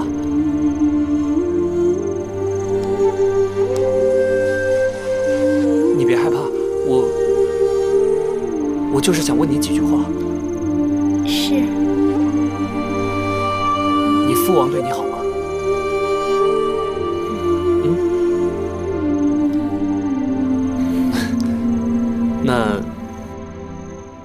那你嫁到这么远来，你想家吗？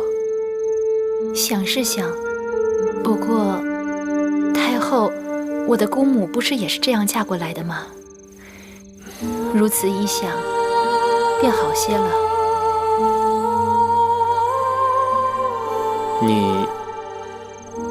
你有话对我说吗？太后她好相处吗？我母后？你放心吧，我母后她不会难为你的。那你呢？我就更不会难为你了。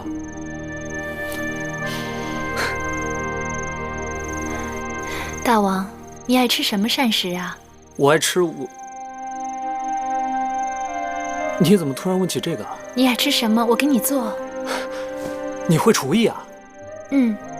以前母亲病着，想吃家乡的菜，膳房又叫不动，我就自己动手做。我知道你不是嫡出，可是你母亲怎么会受那样的屈辱啊？南后郑袖不喜欢我母亲。原来你也是受过委屈的人。我不怕受委屈，只要我母亲高兴。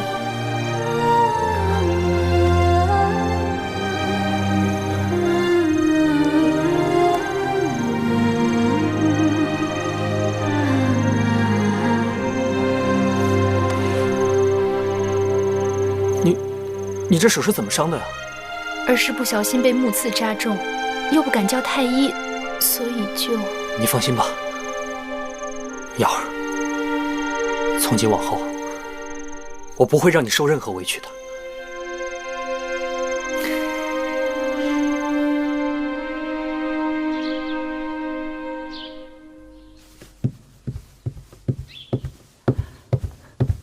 太后，楚国质子和使臣到了。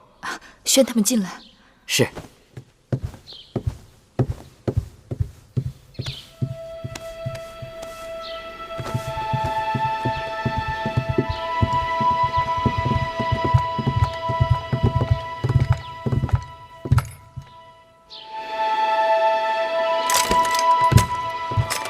楚太子恒拜见秦国太后。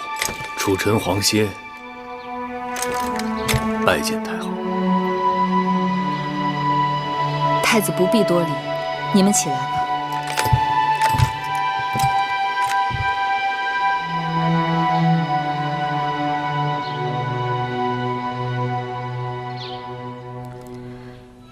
你今到秦国为质，你我虽有亲义，但也只能先述国事。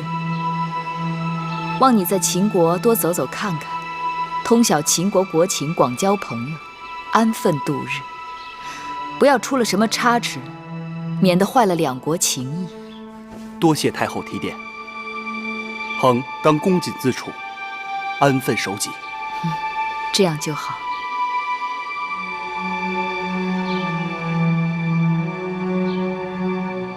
子歇，许久不见，别来无恙。多谢太后牵挂。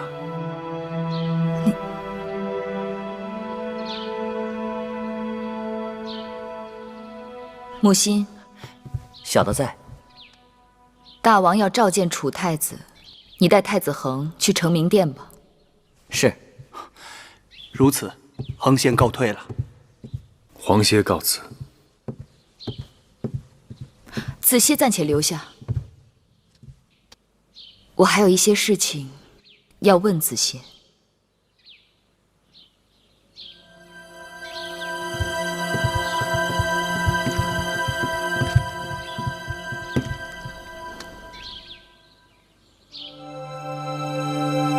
子歇，坐。你过来，坐到这边来。其他人都退下。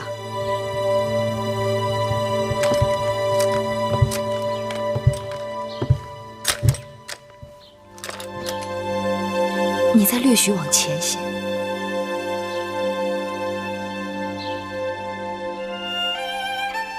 你若不过来，我看不清你。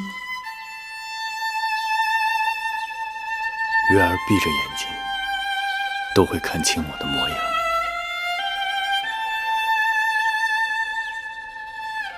这几年，我自己都快看不清自己了。不会的，我不相信。月儿心里明镜一般。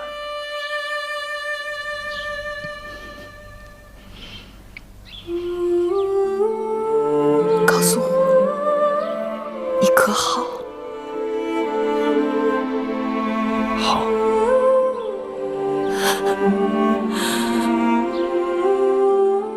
你好，就再好不过了。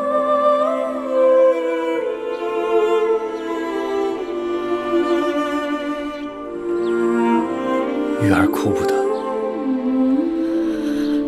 你已经是太后了。太后哭不得，但月儿尚可哭。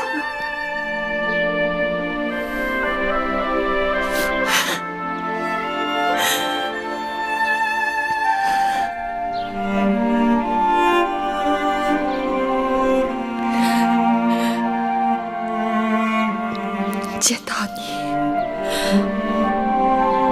我太高兴了。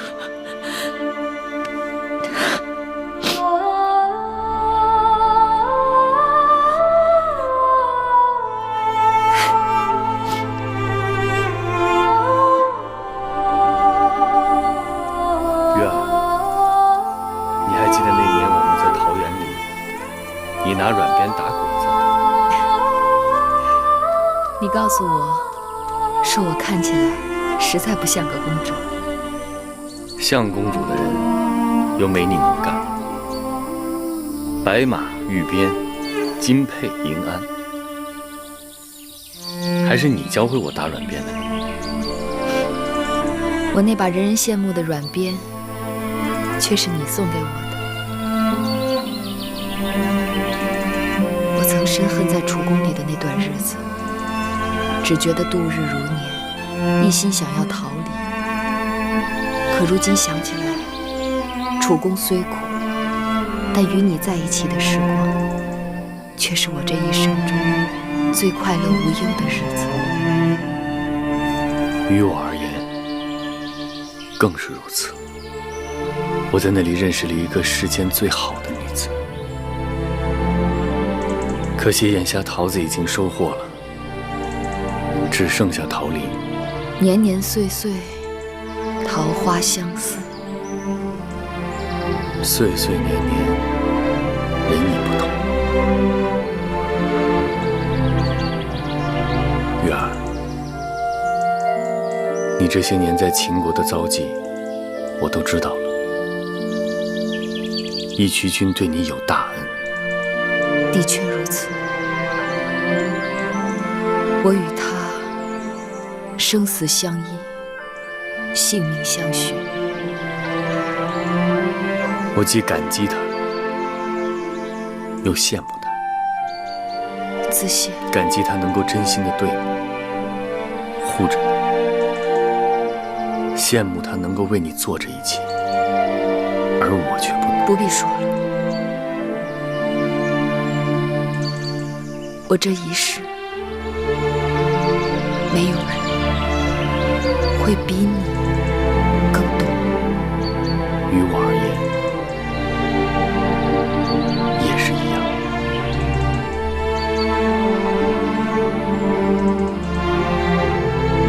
既然你这次来了，就不要走了。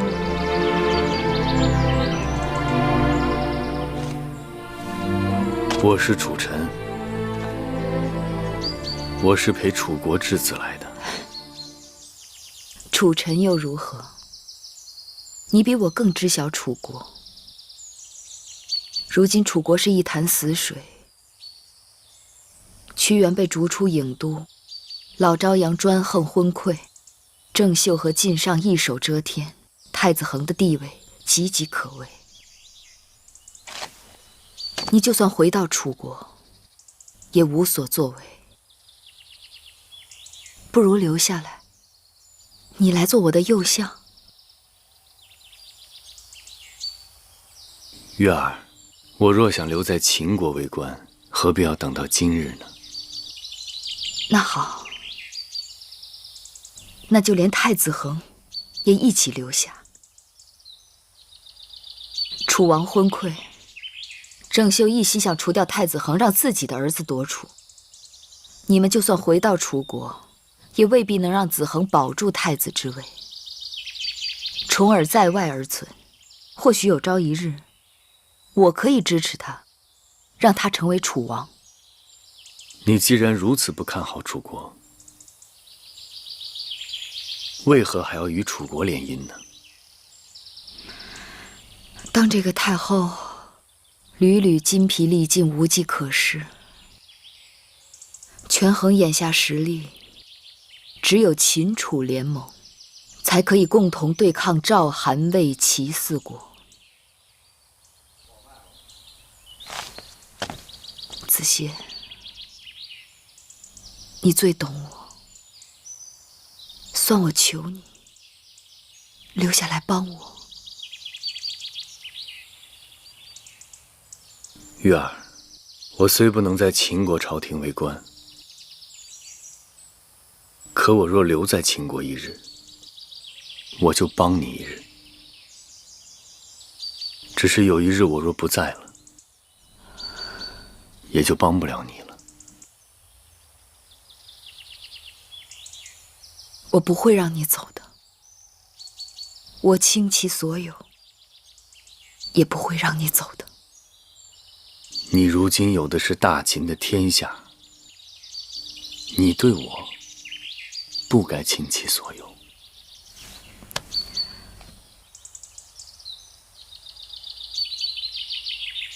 你值得。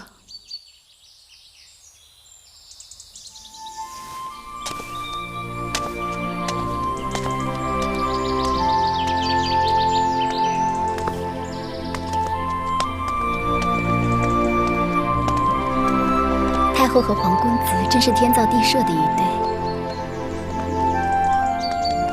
这就叫做阴错阳差。义渠君也是个好人，只是……闪开！开！这地儿不错，滚出去！滚出去！走开！放下！大王，坐，走开，滚！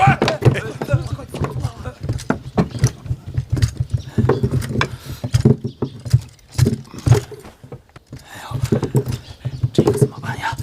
戎狄野人又来了，能怎么办呢？白吃白喝白拿，每次来了还砸东西，只求他们不杀人就好啊！点睛，拿酒来！快点！快！就来了！这边，大王喝酒。大王，叫他们换大碗。点睛，拿大碗上酒。快！来了！来！吃！大王，这肉没有我们草原上的香啊！就是啊，我们的牛羊是现宰现吃，哪像这里吝啬小节，宰好了还要挂起来晒，吃一块搁一块，晒了好几天的肉，早都没肉味了。有酒有肉，还堵不住你们的嘴啊！大王，兄弟们是想家了。这咸阳城好是好，但跟咱们草原比起来，那太憋屈了。不但事事都要受人家的管束，就连平日的酒肉也都不合兄弟们的口味，嘴里淡出个鸟来了。你们那是闲的，就想着白吃白喝的时候了。告诉你们啊，等打起仗来，看你们叫唤什么啊！大王，这何人能打仗啊？兄弟们呐，这手都痒痒着呢。快了啊！太后说，谁跟谁打，他正谋划着他。啊，那一定是跟楚国联手一起打吧？这怪不得连楚国的黄公子都来了。哪个黄公子？还能有哪个？就是那会儿在燕国跟大王一起救太后的那个黄公子黄歇啊！你忘了？我当时还想抢大王的女人呢。他呀，啊！昨日我在街头还撞见他了。他说是出使秦国送楚国的质子来的咸阳，还要在这住上一阵子。要我说呀，大王，那小子对太后就没安好心。这依我看呐，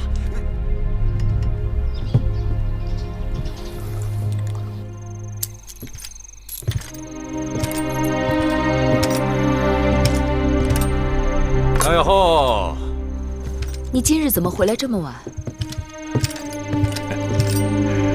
太后今日容颜照人啊！香儿，你去给义渠君倒杯热茶。是。今日太后穿的是哪件第一啊？绣有青鸟的那件。为何没有穿那件绣朱雀的？没有为何，只是信手拈来。这青鸟乃楚国神鸟啊！见楚国质子，自然要穿绣有青鸟的第一啊！太后今日梳的发髻也不一样。祥儿、慧儿，这也是楚宫里的样式吗？太后今日的梳妆只是觉得好看便这样梳了，并没有着意梳楚妆。哦，还是楚妆好看。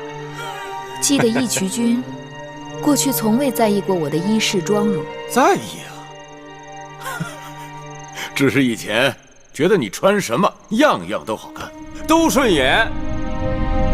不过今日才知道，这衣饰里面还有那么多学问。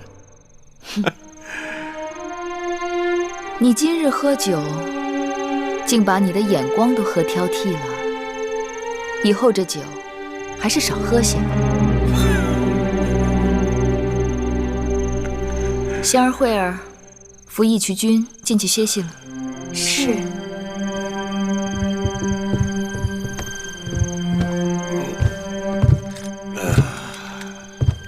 这酒啊是要喝的，哼，我不喝，怎么知道太后的母国来人了呢？啊！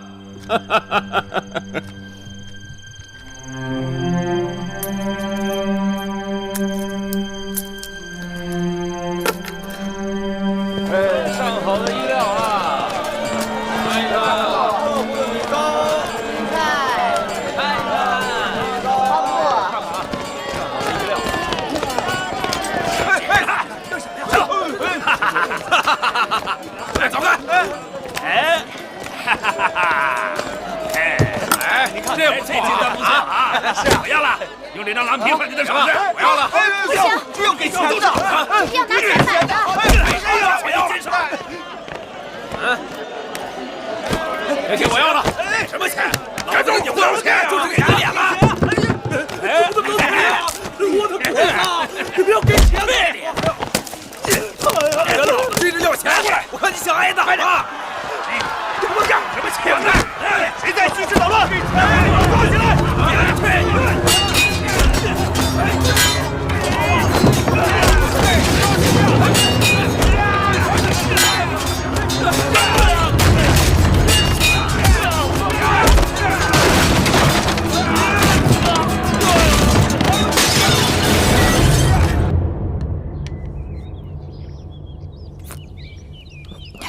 这莲子羹太苦了。太后外感风邪，喝点莲心汤可以去暑。太后，怎么了？回太后，咸阳城里出乱子了。发生什么事了？昨日禁军和义渠人在街市上打起来，很多人因此而受了伤。伤得重不重？眼下已无大碍，受伤的人都被送去就医了。以后这种事情要早点来通报。这种事也不是一日两日了。咸阳城中屡屡发生义渠将士在街市醉酒蓄意伤人，还有在集市上拿东西不给钱打杀商贩的事件。百姓是怨声载道，敢怒不敢言，因为知道义渠人性情彪悍，习俗不同，又知道他们与大秦有功，所以多隐忍下来。没想到义渠将士变本加厉，以为秦人怕了他们，所以更加肆无忌惮。木心在，召处离子到宣誓殿。是。仙儿、慧儿，替我更衣。是。处离子，咸阳城中出了这等大事，你怎可不告诉我？若当真演变成了义渠人与秦军在咸阳城中的混战，那该如何收拾？太后今日不问，臣也是要说了。太后纵容义渠人，还要到何时啊？若说当日他助大王登基有功，当年禁军中鱼龙混杂，他护卫恭进有劳，那太后以金帛土地封赏也就够了。太后与义渠君有情，单留义渠君在宫中，纵有闲言，都是小节。可如今，义渠人的营帐就设在咸阳城内，他们在咸阳屡犯秦法。虽然臣曾答应过太后辅佐内政，但若是太后再这样纵容下去，只怕臣难以继续坐在这个相位之上啊。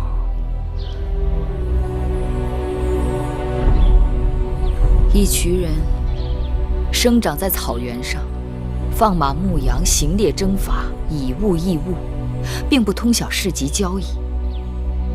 他们在外征战，回到部族之内，所有东西都是共享的，所以也不懂得在咸阳城里拿东西是需要给钱的。他们习惯了大块吃肉，大口喝酒，一言不合拔刀相向，原也是旧时风气。若是在草原上，是习俗。在咸阳却是犯禁，是违法。太后所言极是，这里是秦国，不是义渠。太后曾经说过，秦国推行商君之法，无论王公大臣、庶民百姓，都必须遵守，违法必究。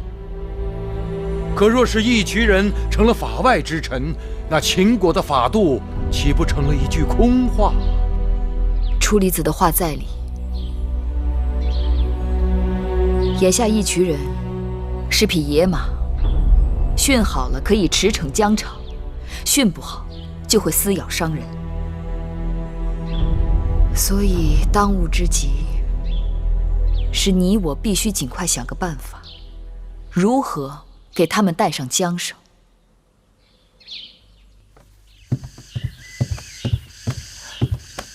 太后，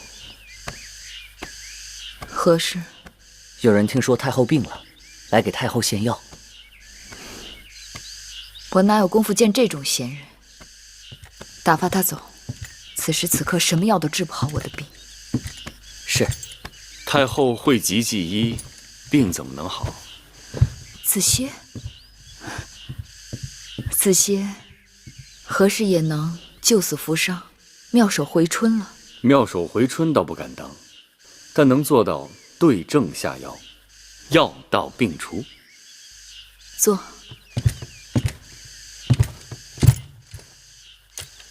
月儿这几日果然清瘦了不少。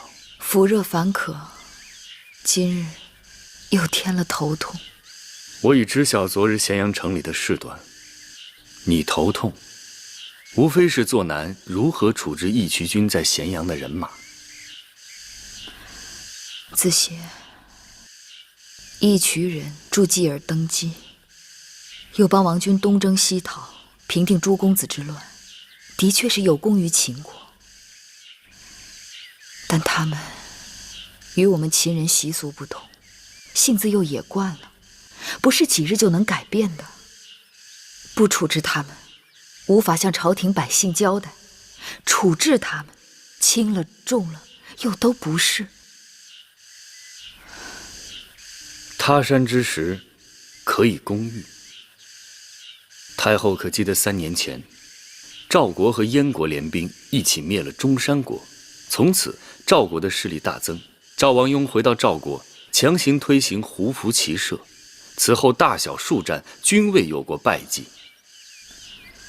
赵国为了得到更多的良马，还收服了林胡和楼烦2个胡族，并趁诸公子之乱占据了我秦国榆林之地，得到了大批草场和良马。赵国推行胡服骑射，对赵国国势影响极大。月儿何不效仿？胡服骑射？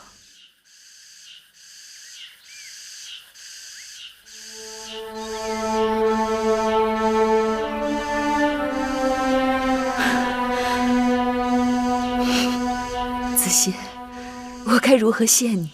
谢字就免了，只是告诉我，这副药是否好用？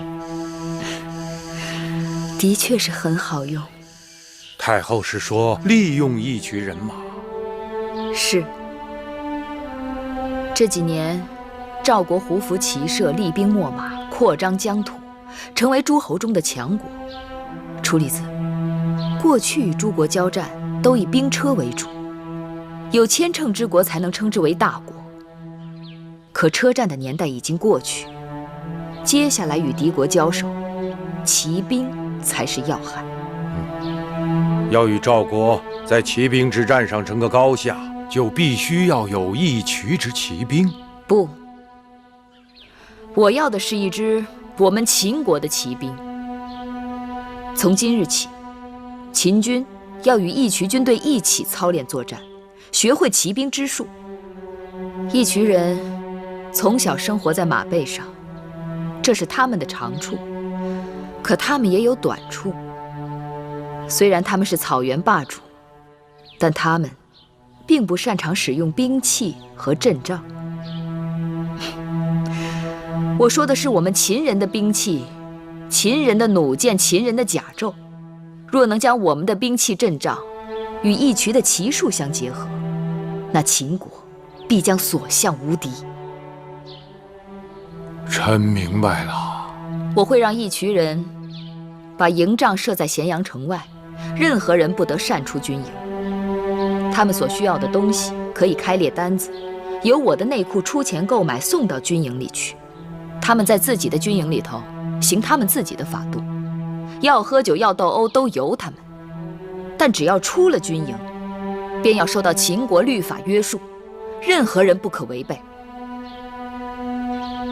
之前他们有过违法之事，是我未曾昭示于他们，所以就由我出钱，以钱代罚，如何？如此，臣也好对众人有个交代了。你什么意思？为何让我们义渠人都搬出咸阳城？你不是总抱怨说咸阳城太狭小，城外能给你们更大的天地吗？让我们选地设营自然好，可问题是为何出了营地之后，却要受你们秦法约束？野马驹子，我说过，得到秦国，你们就有了永久的粮仓，不怕子民们由于灾害饥荒会在严冬饿死，也不怕其他部族的侵袭伤害。但这永久的粮仓之所以能够存在，就因为它和义渠草场不同，它不能随心所欲，要按照时节行事。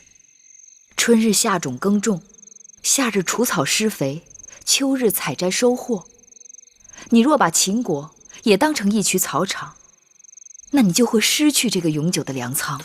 可我们义渠人与秦人终究不一样。那要看哪些不一样了。为人豪爽，侠义肝胆，令人敬重；野蛮无理，打打杀杀，令人躲避不及。更何况，自从义渠归顺秦国，那早就是秦国人了。既然是秦国人，那秦法对所有秦人就该一视同仁。难道你们愿意身处咸阳，被人看作是异类，看成是害群之马？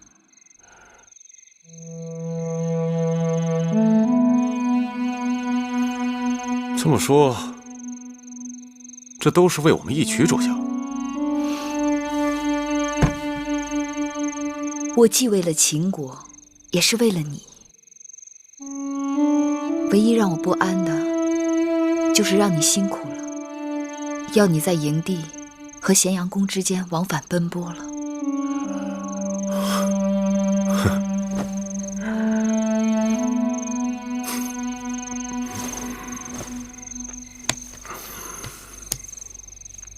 你别担心，我情愿。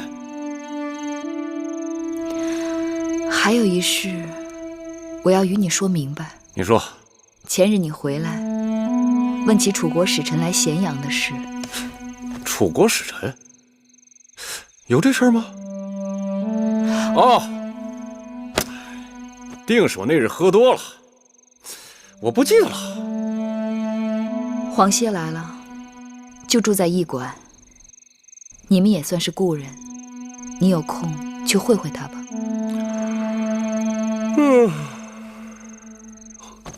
我哪有时间会他呀？我还是尽快把我们在城外的营帐给建起来。